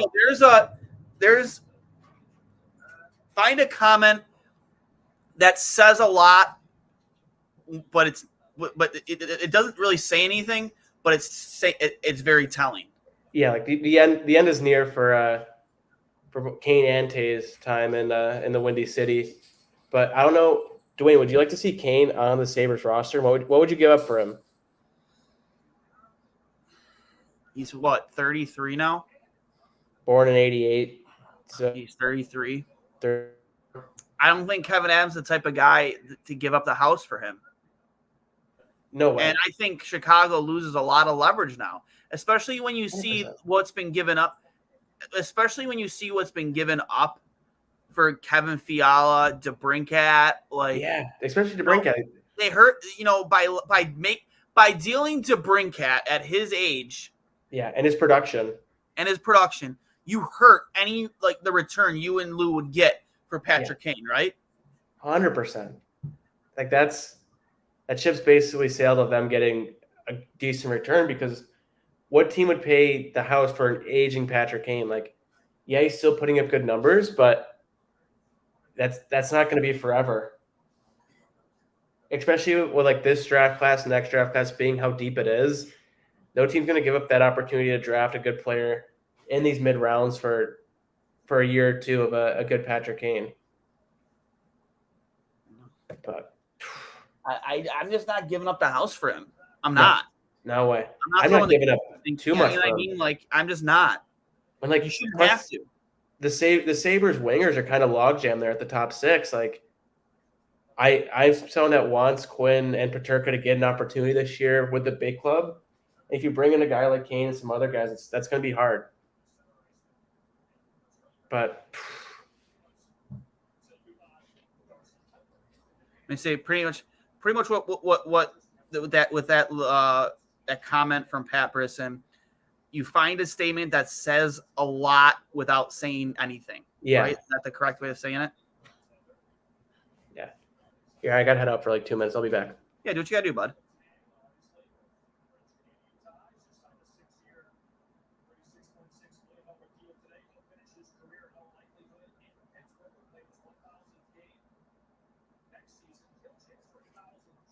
Yeah, but touching on Pat Brisson after talking to Pierre LeBrun, Pat Brisson, who's a high-profile agent for a lot of high-profile players, most notably guys like Patrick Kane, who we're going to talk about here in a second, Jack Eichel, who fired his previous agent to go with Pat Brisson, also father of Brisson, who is currently property of the Vegas Golden Knights. Asked from Pierre LeBrun, asked agent Pat Brisson about his client Patrick Kane and his NHL future in lieu of today's trades by the rebuilding Blackhawks. Brisson said they're, and I quote, they're not going to make any decisions or comments at this point. Like I said, that says a lot without really saying anything. It's for me. I know we're like, Owen Pickering goes to Pittsburgh at 21, which again, I think that really opens up things for Lane Hudson, who in my opinion is one of the best defensemen in the draft, top 3 for me, to maybe slide to Buffalo at 28. We'll see what happens. Like I said, I'm a big advocate for that kid. Again, 5'8", not big, but again, in today's NHL, size doesn't really mean everything. The kid is just super skilled, very fast, and his high hockey IQ for me is off the charts. So I really hope that, that kid slides to Buffalo at 28, because again, as good as our back end's future is looking, there's no reason not to try and make it better. And I would love to see Lane Hudson playing on the opposite side of either Darlene or Owen Power in the next few years, but we'll see. Owen Pickering, defenseman from the Swift Current in the WHL, goes to Pittsburgh at 21. The same day they sign Chris Letang to that extension, which will keep him, make him a Pittsburgh Penguin for the rest of his career, at least up until he's 41. I mean, I doubt he would probably sign the contract after that. Letang has been there for all 3 cups, right? In Pittsburgh? Yeah. I believe so, yeah. Again, Pittsburgh just took Owen Pickering out of the WHL, adding another defenseman to the franchise. I like that pick. I really do. Even though you're bringing Chris Letang, not that really, affected this pick at all, but you bring another defenseman in to the fold. We'll see where he slots in, whether he's in the NHL. I doubt he'll be in the NHL, or he'll be, again, a development player for the next couple of years. Exactly. That's a tough pick for Pittsburgh because by the time any of these guys make it to the NHL, their window is it's done. They're in full. Yeah. Like I said, in my opinion, Malkin's gone, right? Malkin's gone. So this pick on D, I don't know too much about him, but you might as well try to swing a little bit because you're gonna have to wait a couple years, and the Penguins don't have a couple years to win one. With Crosby's a unicorn, but can't play forever. And with that core, it seems to be falling apart year by year, especially where they were when they went back to back. It's only a couple names left. Comments on that tweet? Nah, he's already sharded. Love that. Peyton Manning Forehead Academy. Oh no, I didn't even see the forehead. Let me take a. Forehead! It is rather. Oh, that's a good one. It's a big forehead. They're gonna need the double extra large helmets there in Buffalo for him. Jesus, he's already sharded. Remember that picture of Gerby wearing John Scott's helmet in the penalty box years ago? Yeah. He's gonna need one of those John Scott helmets for him. Look at that. He's a smaller kid though. Carlo Koliakovo. Lou Lamoriello traded away Devin Teus for 2 second-rounders and then paid a first, 13th, for Alex Romanoff. I'm so confused. Yeah. You got me there. Wow. Oh, Lou. Yeah. All right. Ron Hextall, Penguins GM, being interviewed right now after the Owen Pickering pick. Yeah. Owen Pickering pick. Say that 5 times fast. Owen Pickering pick. This late in the night, too, it's going to get you. Yeah. And Anaheim's up now. Their last pick was 10th, where they picked up Russian defenseman out of Saginaw. And I wonder if I doubt they go defense again. You think it's time for someone to finally take Lambert? I think that'd be a great pick for Anaheim. Like Lambert's a guy that is able to put the puck in the net a bunch throughout his career, and playing with someone like Trevor Zegras, a great playmaker, that seems like a really good match that's made to be. If you can get someone that just has that good shot, just needs someone to give him the puck a few times, this seems like a home run pick for Anaheim to go that direction. Didn't Chicago trade? Who did they trade? They trade to Tampa. How recent? Who was it? How recent? They wasn't it Chicago traded him to Tampa at the deadline this year? Oh, Hagel? Hagel. Yeah, it was Hagel, right? Yep. So they've traded Hagel to Brinkat. Yeah. All before Kane and Tays know what's going on. Wow. Pick is in.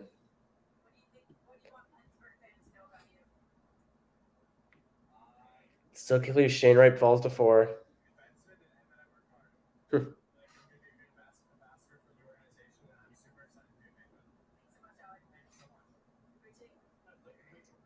Kevin Korishki.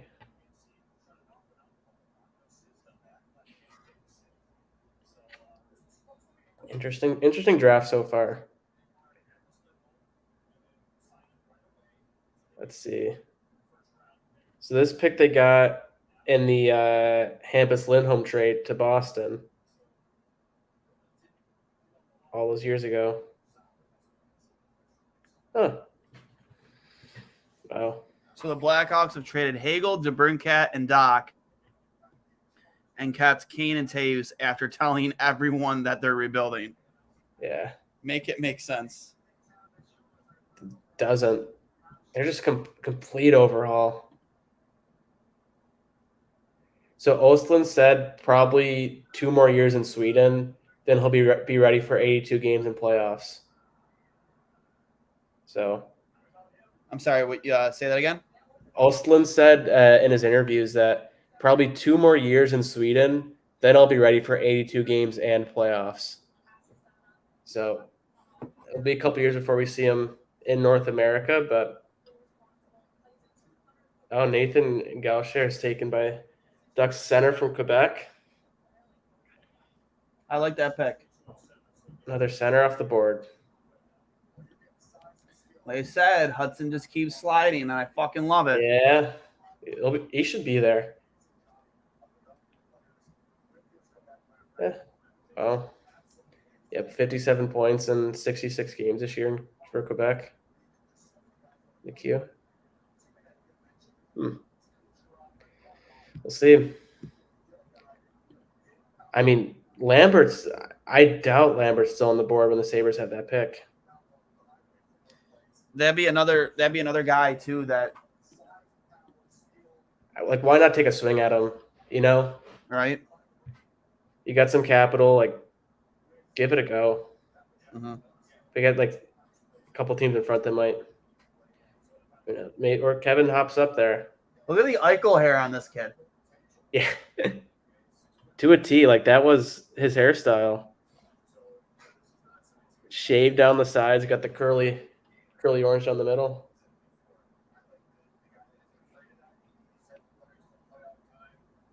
Wow.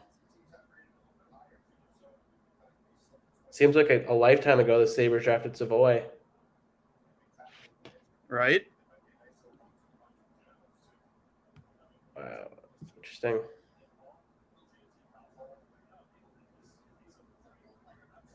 I gotta see if there's a good picture of this with his hair, man. That's literally Jack Eichel hair right there. That's a bad omen, right? That's gotta be.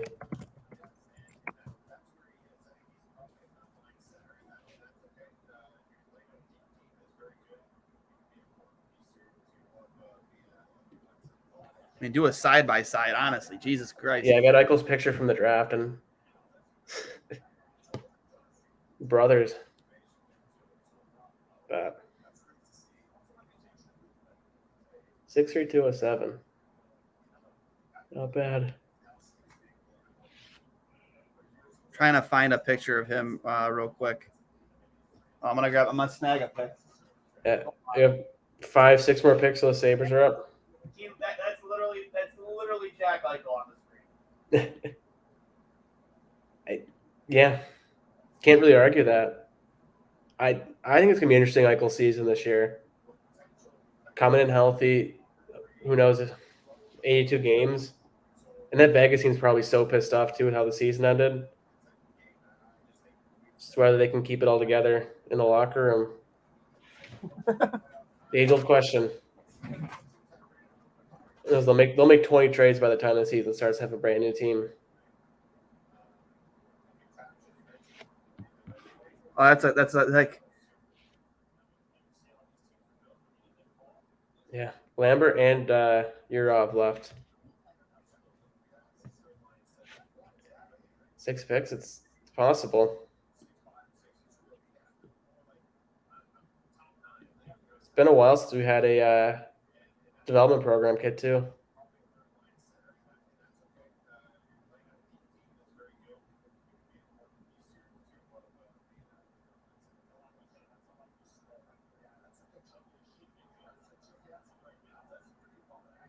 Oof, wow. Let's see. St. Louis is up. I know.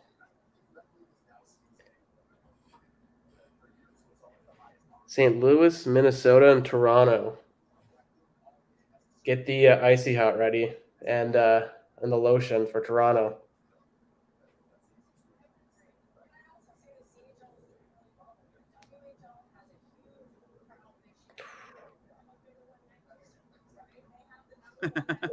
Interesting.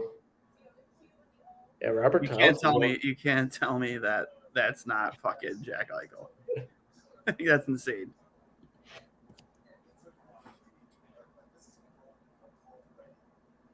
On the clock. Here we go. Pick is in for St. Louis.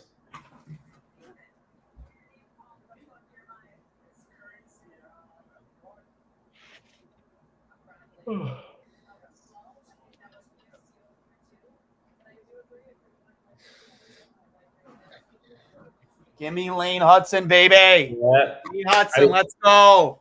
There's good options there. Urov, Lambert, Mesa. Yeah. Still good. I don't know if the Sabres, if they want to go forward again, it's there. As reported earlier, initially from Greg Wyshynski, from Darren Drager 7 minutes ago, more rumblings of a trade in the works in the conversation. Lots of conversation between Ken Holland and Arizona's Bill Armstrong. The Oilers may be creating cap space by moving Zach Kassian. Sounds like it's getting close. And that's pick 29 for Edmonton. So yep. Right after the Sabres. Remember Zach Kassian? That was a fun story. Yeah. Kind of irritates the shit out of me that they dealt him in that Cody Hodgson deal. Yeah. Another American off the board, Jimmy Snuggerud. I love the name. Forward, 63 points in 59 games this year. From going to Minnesota next year. Yeah, another Minnesota kid.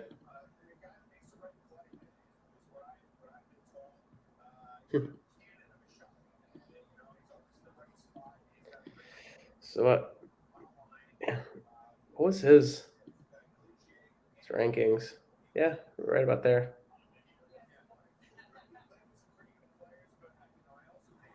Great for others. Good with the puck. Okay, Lambert survives again. He was someone too a couple years ago. Like he got in the World Juniors pretty young and produced, and is like him in Wright's draft, and now it's just Wright falls all the way to 4, and Lambert's still in there. It reminds me of a couple years ago when Arthur Kaliev was a guy who was supposed to go like mid first round, just kept staying on the board all the way to the second. For whatever reason, teams were just afraid, and it's turned out well for LA. Yep. Hopefully not the same therapist, though.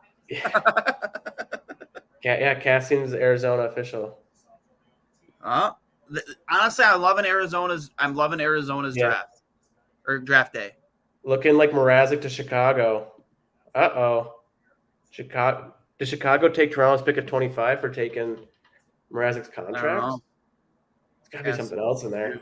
So Kassian to Arizona. Yeah, Kassian to Arizona. Also looking like Mrazek to Chicago via Elliot Friedman. No idea on the return yet, but probably that pick.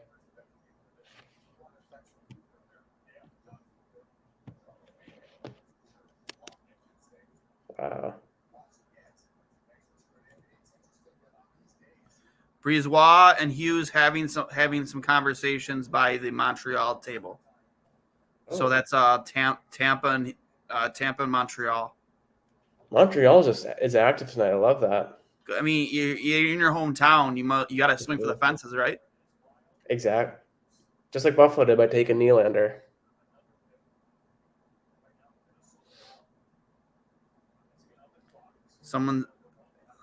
Mrazek with a first rounder for a second. So Toronto traded Mrazek in their first for Chicago's second rounder, or a second rounder from Chicago. Peter Mrazek. So Toronto. It's going to man the helm there. Well, is that them just trying to make room for? Yeah, because Mrazek's contract was Campbell. That's them trying to tie up Campbell, right? That's what that is. There is a name. I forget what name I saw that was linked to Toronto that I thought was interesting. What was it?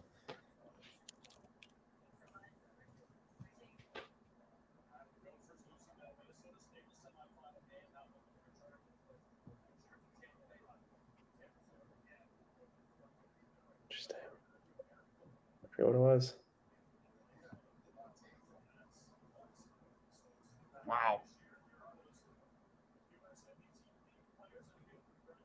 Man, the US NTDP is just fucking cleaning up right now. Like this is such a good statement for them. And I've been saying this all week. Like they are gonna have a great draft, and like they have made so many strides over the last like 5 to 10 years, man. Well, you can see it too, getting guys to the show. It used to be all American. Like you wouldn't know where Americans would come out of. All these guys played for the development program. Like you didn't see any guys head off to play in the OHL or whatever, play USHL, head overseas like Matthews did. Like they all stayed in the program, and that's like all the Americans in this, like this, especially this first round, second round, are all development guys, which is good for them. Like it's just grown so much. Hopefully that really translates to better American players. It should. Wait, what draft was it? Was it the Jack Hughes draft a couple years ago, where it's like 6-7 Americans in the top 10, and they're all like development kids? Yeah, it's like Turcotte and all them. Pick is in for Minnesota. Mrazek and pick 25 to Chicago. For second.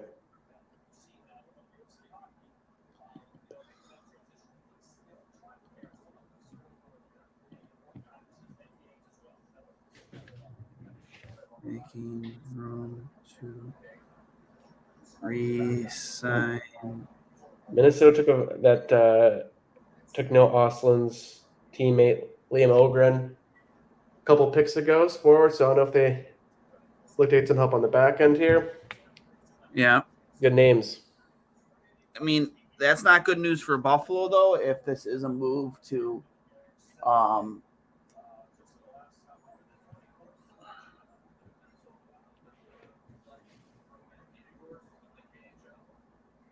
Daniela Yurov, they took the forward Yurov. Okay. That's a big name off the board for the Sabres, but still a couple left here as we approach pick 28. So, guys, a bean pole. Absolute bean pole, man. He's skinny. He's got to be a little upset. He was a guy project, like a lot of mock drafts had him go 9 to the Sabres. So Jack Campbell, let's bring his page up here. You know, again, he had a great season for them. You know, the thing I like about Jack Campbell though is he's emotional. Like the guy wears his heart on his sleeve. Like, you know what I mean? And you know, Cully, who's a former goalie partner of his, Cully likes to brag that he stole the starting job from Campbell when they were in the OHL together in, let me see here. Why is this making me, this is insane. Like, why are we, what is going on right now? A little slippery slope. No, it's just, you type a guy's name into Elite Prospects and. So he played with Cully back in 2010, 2011, one of those years. Yep. He played with Cully while they were in the O at Windsor in 2010, 2011. And Cully likes to brag, I stole the starting job from him. Still played, I'm assuming whatever year that was, it must have been in 2011, 2012, because that year he only started 12 games. He got shipped off to Sioux. Yep. Oh, Bettman's announcing the trade now.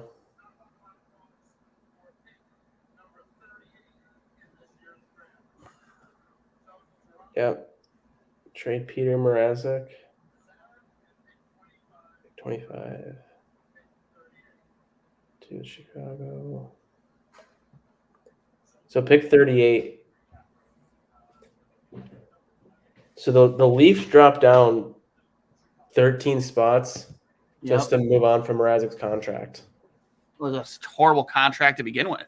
But I think this is them trying to make room for Campbell. Like, you know what I mean? Like, and rightfully so, he had a great year. Went 31, 9-6 over the regular season, 49 starts, 914 save percentage, 264 goals against. And honestly, in Toronto, it's been tough for them to get those kind of numbers out of a goaltender. Yeah. Year before in 22 games, a 921 save percentage, 215 goals against, and went 17-3-2. Playoffs, again, you wanted more out of him, maybe, 897 save percentage in that first round. Again, another first round loss for Toronto, which is hilarious. Classic. But I think if there's any player you want to root for, not named Austin Matthews. I mean, I'm not going to root for Austin Matthews just because I fucking hate the Leafs, but I love everything about Jack Campbell, dude. Like, Yeah. I would love to see him in a Buffalo uniform because, again, he just brings a lot to that locker room. But for me too, I just think that this move just kind of clears up the cap space they need to bring back Jack Campbell. Do you think they make a run at Kemper? That's a good move. That's a good move for Toronto. That's a good move. And again, like, that's a team that draft pick's going to be a couple years out before they even make it to the show. And I mean, Toronto's young, yes, but they're kind of pushed up against the wall with cap. Like, they need to capitalize on this opportunity with the pieces that they have now before they keep losing guys that they just can't afford. And no salary retained in the Mrazek trade either. So it's just straight. Yeah, that just tells me they did that to bring back Campbell. Yeah, they need a goalie. It's either Campbell or I think that's probably the safest bet. Like, Campbell played well for him, and just whether they think Campbell's the guy that can get them all past the first round. If they didn't go up against Toronto, who knows? Let's see. Chicago's up. They've had an interesting draft. Yeah. Nazer and I don't like. I have a Leafs late night page saying moving down 13 spots, buying out a contract. Husso or Kempo could be in the works. Why though? Like, if you could just bring back Campbell, who had a great year for you, like, why not? Yeah, I think it's just Leaf fans wanting more than they really can. I don't think you need to move on from Jack Campbell. I just don't. And I think just Leafs in general, it's very short-term vision. Like, look at a lot of their contracts. They have a lot of guys making a lot of money that, that they kind of corner themselves into. Like, the Sabres got kind of stuck with a Jeff Skinner contract. Like, you're like, you got to pay these guys they produced, and now you kind of have to bear that cross with the cap situation they're in now. So he becomes a UFA. He's a UFA, right? Come when free agency starts. What, next week? Yeah, he's going to get a big bump in pay. His base salary last season was $1.8 million. Like, he's probably going to get around 5.5 to 6. Which for me, I think if you're going to pay that kind of money for a goaltender, why not have it not be the guy who honestly had back-to-back great seasons for you? Granted, like, left, more to be desired in the playoffs. But again, I think as a team they all fell apart. Like, first high schooler off the board for Chicago, Sam Rinsel from Shaska High in Minnesota, defenseman. Whew. Minnesota high school guy. They just produce fucking players. Yeah, he ranked like 30 to 40 by most scouting things. He's going to Minnesota in 2023-24. He played about half a season in Minnesota high school, the other half in the USHL, where he's about half a point per game. Look at his size, though, man. The guy is a tree. Yeah, 6'3", 180. Just turned 18. Wow. Monster. Yeah, absolute monster. So I mean, again, 28, a lot of good names still left on the board, but we all know who I want. Give me some Lane Hudson, baby. We've been talking about Lane for a while now. I just for me, it's just a no-brainer. Look at his numbers real quick. I'll bring it up. Yep. Here, his elite prospects page. This is his season last year. One of the critiques of him from EP Ringside: a fantastic skater with second gear acceleration. He possesses great vision of the ice and is reliable for a good first pass out of the zone. Committed to attending BU next year. At the World Juniors, the World Juniors had 8 points in 6 games. For the NTDP, US NTDP this past year, 60 games played, 63 points. As a D-man. Yeah, this is just insane. And in the USHL, for the US NTDP juniors, in the USHL, 27 games played, 32 points. Yeah, I understand he's not the biggest kid in the world. You know what I mean? At 5'9", I believe that's what he's listed at. No, yeah. 5'8", 160 pounds. I get it. You want somebody bigger, but it doesn't have to be it's not a big man's league anymore. It is, but it isn't. And the Sabres have size too. Yeah. Power. I want to see him and Power on the blue line together. I think that'd be funny. Oh, but my God. Power's got size. Tuck, Thompson, they're trees. Dahlin's got some height to him too. It's not like the Sabres are a small team. No. Savoy's not the biggest guy, but the Sabres have height to them, and it's at the end of the day, it's not something that's that important in this league anymore. Look at the successful guys. Yeah, it's a lot of what you can do with the height you have, with your body positioning, stuff like that. And I don't see why you wouldn't succeed. It's titled Lane Hudson controls play for 45 seconds on his own. So I'm gonna bring this up real quick. Yeah. The Sabres could have a power play too with 3 defensemen on it, with Power, literally, and Hudson. You have to think like that. It's really almost a positionless game now. Are you seeing it? Yep, he's rolling. Spicer, Hayden, and Leonard stay out there. Spicer played with the puck, run the drop, right to the half wall. Hayden, great corner for Ryan Leonard. Hayden giving chase. Now Spicer out of the corner. He's active on that blue line too. For Leonard at the half front. Following up Lane Hudson, he'll take it right corner. Hold on to the puck, good work by Lane. Lane takes a look at a 4-1 USA lead. Lane Hudson left point, stutter step. Leaves it for Leonard.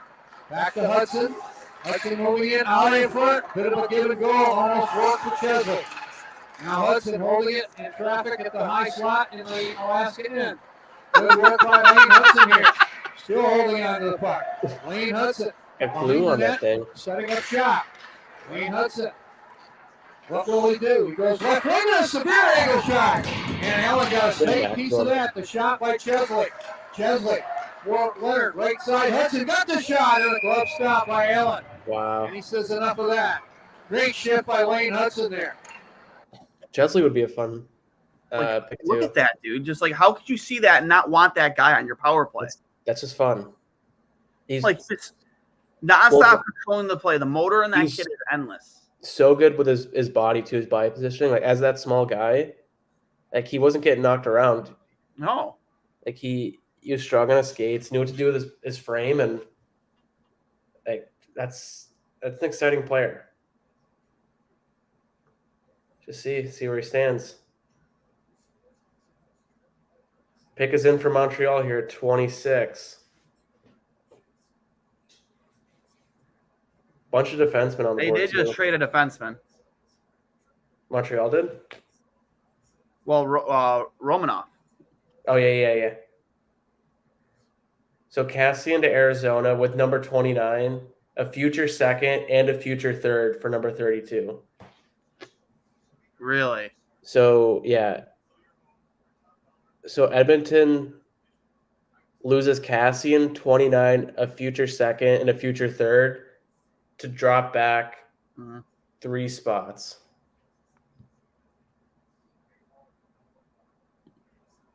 Oh, that put my mind in a pretzel reading that tweet. Interesting. So I think Edmonton's got to make a run now too. A lot of people are hoping for Brad Lambert here. For pick 28? Yeah. No, for Montreal here at 20. Montreal? I would really like that. If they walk away with Lambert here, I think this would be an incredible draft for them. Mm-hmm. I think it already has been. Like, get the first pick. So this is what they got for Toffoli. Interesting. Okay. Pick is in.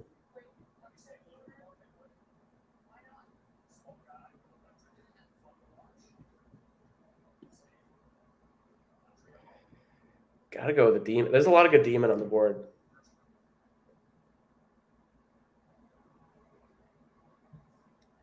Doesn't look like a youth jersey, so I think guy's still on the board.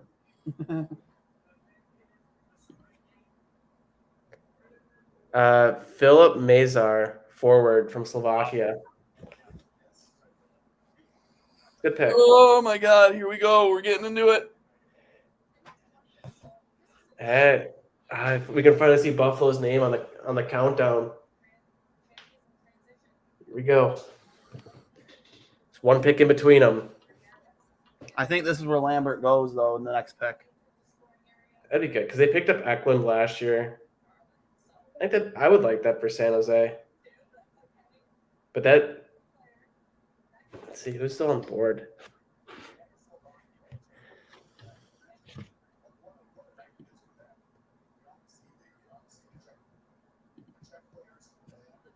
Interesting. Oh my God. Getting close. You brought up Hudson too, like early on in the show. Yeah, I'm a big advocate for that kid. And if he doesn't go in the first round, personally, to me, that's criminal. Yeah. And secondly, you have to do. Adams should treat that the way he did with Paterka. Like if he's 100%. Still there in the second round for him, you have to make a move for him. Yeah, well, like there's no reason not. Like the Sabres have that ability to take a shot on a guy, or they can maybe wait. Yep. A little bit, or just take a shot in general. Like, why not at this point? I'm a huge fucking Lane Hudson guy. Gotta get you a jersey. Another I will get one. I will get one. 3 Slovakians in the first round. Not a bad day for them. As many Slovakians as Russians. Okay, San Jose on the board. Because they traded out because they were pick number 10, 11, something like that. And they traded out. So they're first of the night. And then the good old Buffalo Sabres back at it. Is anyone surprised that they're potentially going to use all 3 of these picks? Yeah, I personally would have guessed that they would have moved at least one of them.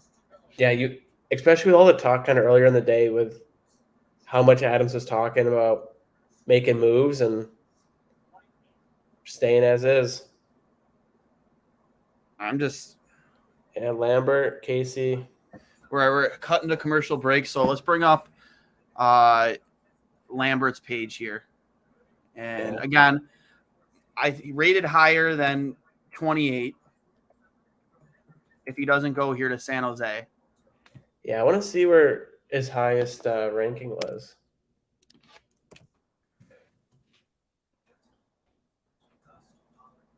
Late birth years below 3. Yeah, his high, like he had a bunch in the top 10. Elite prospects had him at 14. McKean's had him at 8. Smart Hockey had him at 5. If he doesn't go here to San Jose, it's all but given that he's gonna go to Buffalo. Another center, right wing guy who could play center and right wing. Yeah, like he's a dynamic offensive threat, combining high-end skating with excellent handling and dual threat capabilities. Dynamic offensive player with great speed, very good offensive instincts, and dangerous when given time and space with the puck. Can skate and stick handle so well that he can find his way around older opponents and regularly. I was born in Finland and only played in Canada for 1 year. I'm assuming that's a quote directly from him. I don't know why that would be on his Elite Prospects page. This past year with the JYP and Liga in 24 games had 6 points. With the Pelicans in Liga, 25 games, 4 points. Again, you look at these stats and people are like, I don't understand why is he a first round ranking? Like, why? I don't get it. Listen, he's that high of a ranking because he's literally playing in a man's league over there. It's not just kids his age where he's he might be able to dominate more. Exactly. It's their version of a pro league over there, and he's playing in a league amongst men. So his numbers at that age aren't going to stand out, but like he has the intangibles and the attributes you want out of a NHL player. And you would hope they would translate to the NHL when he does make that jump. Yeah. So they traded back with Arizona. Oh, Arizona. So say the Sabres don't pick up your boy Hudson here. The Sabres still have 9 picks left in this whole draft. They can move up in that second round and snag him if he's still there tomorrow. Yeah. Which, in my opinion, I think it's criminal if he is. Mike Greer getting ready to make his very first ever draft pick. Oh, yeah. Here we go. A lot of guys for the Sharks room there. We have a new leader in the clubhouse for guys on the stage. Let's see. What direction they go? Because again, we talked about it earlier. They're a team that is just kind of in no man's land.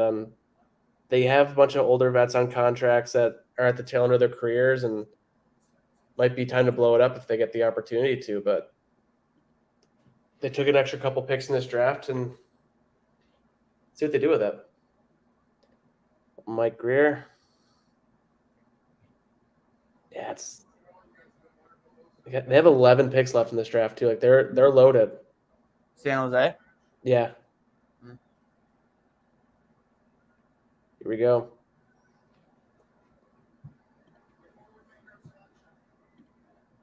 San Jose. Still got nothing on EP.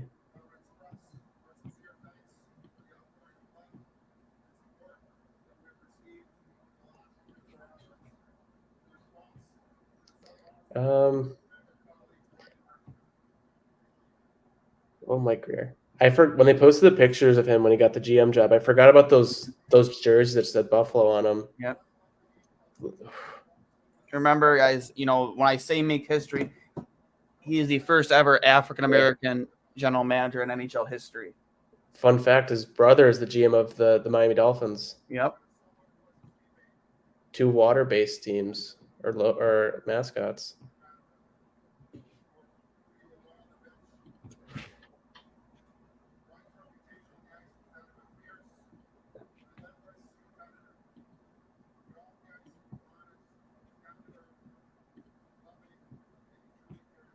Wow.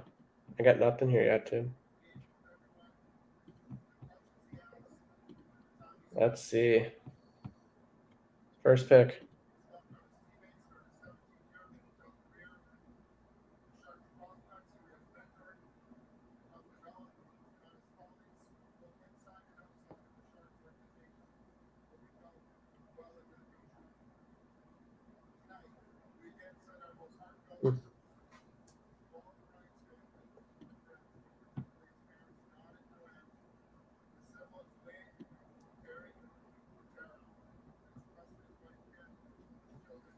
I gotta check. Yeah. Man, the ship here. Oh, I forgot about this. I want to get a close look at this. Yeah.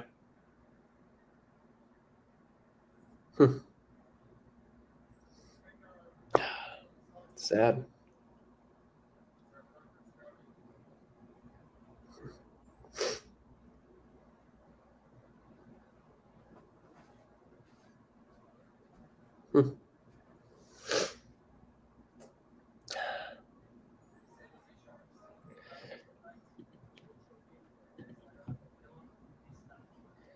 Oh, interesting. Philip Bysted out of Sweden. Another Swedish forward to go alongside William Eklund. And the Sabres now have some big options here at pick 28. Brad Lambert still on the board. Duane O'Mania's boy, Hudson, still there. But let's see this pick. Bysted spent this past year in Sweden, played a couple SHL games, spent most of his time in the under-20 league there. A little over a point per game there. Scored 1 goal in 15 games in the SHL. But not too bad. But again, this just leaves the door open for the Sabres here at pick 28. Hudson, I know, Duane, I can hear your heart beating right now. You want it badly. I'm tweeting it out right now.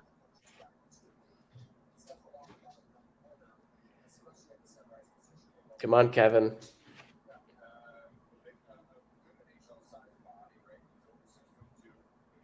Almost 3.5 hours into the stream. I'm not gonna lie, I'm kind of disturbed that Mike Greer doesn't make that pick. You think he would? He's the first African American GM in NHL history. Yeah, like it's a big thing. It's a big deal. I'm sure to him too. Plus, like, why is he not making that pick?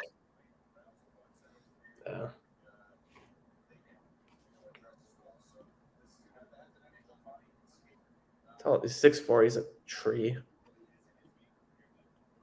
205. Wow. Okay. Let's see it, Kevin. Let's make Duane happy here. I know, man. I'm revved up, man. I want Lane Hudson. I'd be more than happy with Brad Lambert. Yeah. Don't get it twisted. But I want Lane Hudson really, really, really bad.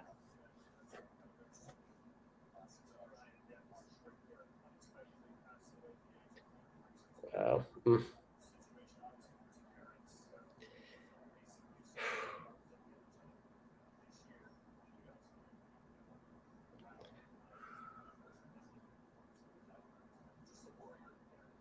Wow.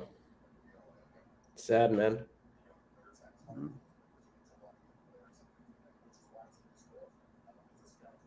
Okay. The moment we've been waiting for. It was a lot quicker from picks 9 to 16 than 16 to 28. Those flew by. But if you'd have told me Brad Lambert's still on the board here, like the Sabres could have taken him at 9, I think I would have been happy. But okay, you know, it is what it is. But still here, 28. Okay, Buffalo's on the clock.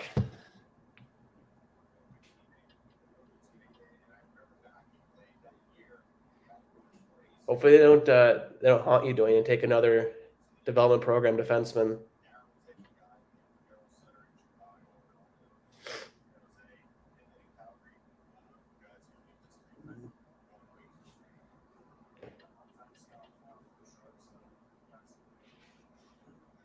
Yeah, that mock I did with Ryan, who was on earlier, I had the Sabres taking Kallio Delius with this pick, so still there. All right, let's see what happens here, guys. All right, pick number 28 for the Buffalo Sabres. A lot of good names, most notably probably Brad Lambert still on the board. Seamus Casey out of the USN TDP.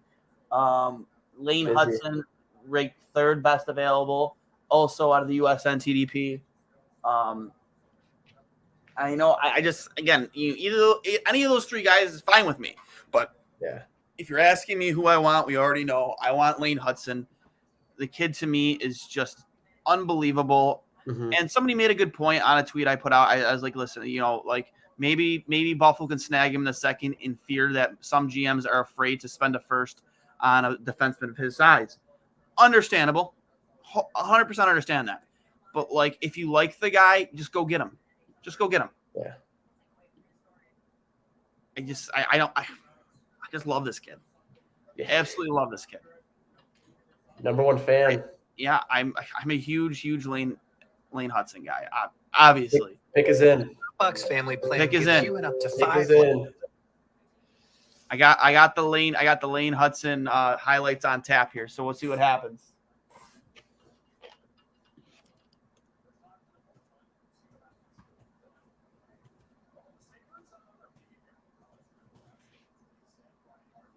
Pick is in. Here we go. Kevin making it. Yeah, it's the old Reinhardt trade, which is also looking better by the day with Levi and how he's progressed. Kevin's just, wheeling and dealing. 9 picks after this one, too. Come on, Kevin with a Y. Let's go. Give me Lane Hudson, please.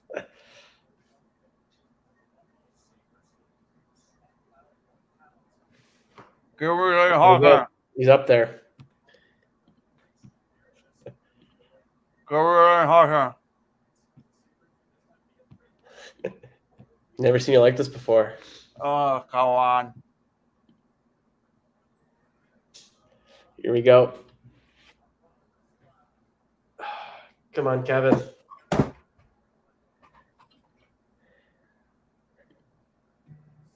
Oh. Another center.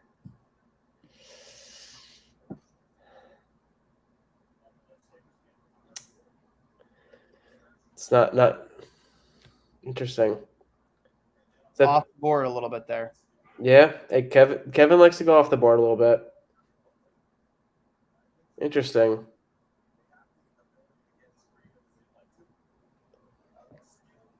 Hey, let's see. Yuri Kulich, Czechia. He was ranked actually really highly by a lot of like TSN had him 18, McKean's 15, Craig Button 14, Central Scouting 13. So it's not like it's off the board, like, he fell. Like a lot of guys in this draft have fallen. But again, like I think when you get outside the top 10, it's really bound to go anywhere. You know what I mean? Like I don't know. I just especially this draft, like we talked about, after 5, it's just going to be really any pick can work because there's a lot of guys that are in that range that we said the Sabres will see at 9, 16, and possibly even 28 that they can take at that 9 pick. Yeah. Second player from Czechia that Kevin Adams has taken. Mm-hmm. Travis connecting the first. Oh shit! No, whoopsie daisy. I fucked. Goddamn friggin'. I wrote out the tweet and it changed Yuri to Judy with a Judy. What? Yeah, Good Judy with an I. Judy. Good old Judy. It's made me happy that the Sabres have put nameplates in all the jerseys. I feel like that's a good step in the right direction for the organization. Yep. You've seen a couple teams now. No misspellings. Yeah. A couple teams like Chicago hasn't done it. I don't think Dallas did. Mm-mm. It's nice to see the Sabres care a little bit. Kid's got a rocket. Oh my god. Fucking. So we'll bring up his some of his highlights here in a second, like we have with both Savoy and Osland. Scored 9 goals in the top. Look at the size of that jersey on him too, by the way. Swimming in it. Another trade. Oh. Yep. Oh, that's the trade from earlier. Yep. Yeah. 6 foot tall. Another lefty. 6 foot 172. Wow. So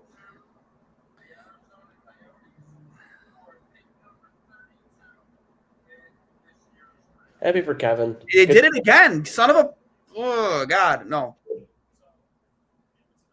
Gotta rip him right off the computer. That's how I do it. Yeah, this is driving me nuts. I like the pick. I think we probably would have. I think most would have expected Lambert there. I'm kind of surprised there's a chance that Lambert falls out of the first round here. I mean, it's very possible. This feels like a Kaliev a couple years ago. Yeah. It's been sitting at the best available spot for picks and picks and picks, and until finally someone grabs it. I feel like that'd be a good Arizona pick. Like throw him in the system, let him play in front of some ASU fans, get his feet wet, and go from there. I'm blown away, man. I'm not blown away they didn't take Lane Hudson because, again, he was projected to be a later first round, maybe early on the second day. So I'm not upset about it, but I think if you like a guy, you go get him. Maybe they don't like him as much as I do. Romanoff, Lane, here we go. I don't Finally, know if anyone likes him as much as you do. Dewey Crocs in the group chat was absolutely losing his mind, and now he's all doobie about Romanoff. Okay. Hit so hard on the ice, your mother feel. Could you imagine Brad Lambert coaching his son for the Isles? Probably a recipe for disaster, to be honest with you. Maybe, yeah, Lambert goes to the Isles. Jack Hughes goes to Montreal. We got a fun little thing going on there. Yeah, right? That would be pretty funny, but see. I don't know. So that being said, we'll bring up our final thoughts here. Erie. Looks like Buffalo's day is done unless something crazy happens here. But Yuri Kulik, we'll share some screen here. Share screen. So scouting report here on Yuri The Kulik. new best way to make money online that nobody's talking about is something you've never heard of before. It's ads. Karlovy Vary hrají tady po třetí. Number 25. See here. Přidávka na Kulicha, jde do souboje s ohlavu vyšší o několik kilogramů, rozhodně o několik kilogramů těžším vytázkem, ale velmi dobře tam teď kombinují karlovarští hokejisty. Tohle byla bleskulivá střela, která přišla od Tomáše Záborského hned po vhazování. Good defensive play. Zachar. Opět ve velmi dravém herním pojetí a nakonec toho profitoval David Grieger, který se tam obtočil ještě kolem karlovarského obránce a velmi nebezpečně. Ejman, Derner, je tam také Klepiš a špatí do party Ivan. Yep. Klepiš tedy z Neymana nedostal se to ke Kulikovi už povedlo, Kulik ještě posouvá puk pro Beránka a také sniper Petr Koblasa. Ten stále také z zlínských bránících hráčů, teď Beránek si brusil pro přidávku na domácí, měli přesilovkový zámek, ale žádná Kulik was the MVP of the U18s this year, I guess. So tam bránili zlínští. I do love all three picks being down the middle because again that's a position that Buffalo needs to get better and deeper at. Get you options. Options isn't a bad thing. Arizona with the matching suits. They killed it.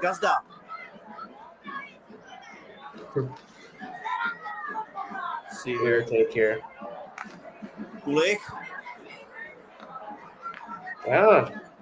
Kohoutovi se nabízí Beránek. Beránek se také dostával do nebezpečné situace tváří v tvář. Tentokrát si počínal mnohem důrazněji a úspěšněji. Byla trošku nepřesnější, takže Kohout ani nedosáhl. Pro Kohouta do útočné třetiny. A tady už mají kotouž domácí. Kulik. Kouší to kolem právě unavené. Ale to je samozřejmě ještě daleko zbývá 27 vteřin a to případně domácí mohou zužitkovat a využít tuto how people listen to this when I upload it, they're just going to hear a guy just speaking just going to town. Kotouž vrací o mantinel na obránce Hanovním. Karlovarským třetím gólem Plutnar pálil pouze do zad slonícího Ference. Kulich. Kohout, Kulich. A Kulich se rozjíždí, nabírá rychlost, zasekává a stavuje si kotouč na osám. Sedláček. Maybe our boy Jack Hughes gets off the board here these last couple picks too. You never know. Až teď Kulich, ale neměl prostě. Get him to Tampa. Jakub Flek značně sekunduje Martinu Kohoutovi, Flek je back. No, Jerkals, ten první útok Indiánů si teď vytvořil tlak v útočném pásmu a dobře se drží na kotouči. A Jiří Kulik dobře zapracoval za vlastní brankou. Jiří Kulik v 17 letech teď na kotouči a samosilovka. Slice. Tady je Martin Lang. Martin Lang dostal hodně prostoru. So Arizona took Maverick Lamoureux from Drummondville. Prostoru 29. Nakonec kotouč získávají domácí Jan Dufek, ale u něj je hodně důrazný Jiří Kulik. Winnipeg's up A here. znovu Jiří Kulik perfektně si tam dělá prostor, aby kotouč měl před sebou a znovu Jiří Kulik. Skvělá práce. Ukazoval to i tady a v Plzni, ale teď zbytečná ztráta ve středním pásmu a je tady kombinace Bulíře a zakončujícího Filipa Přikryla. Michal Bulíř.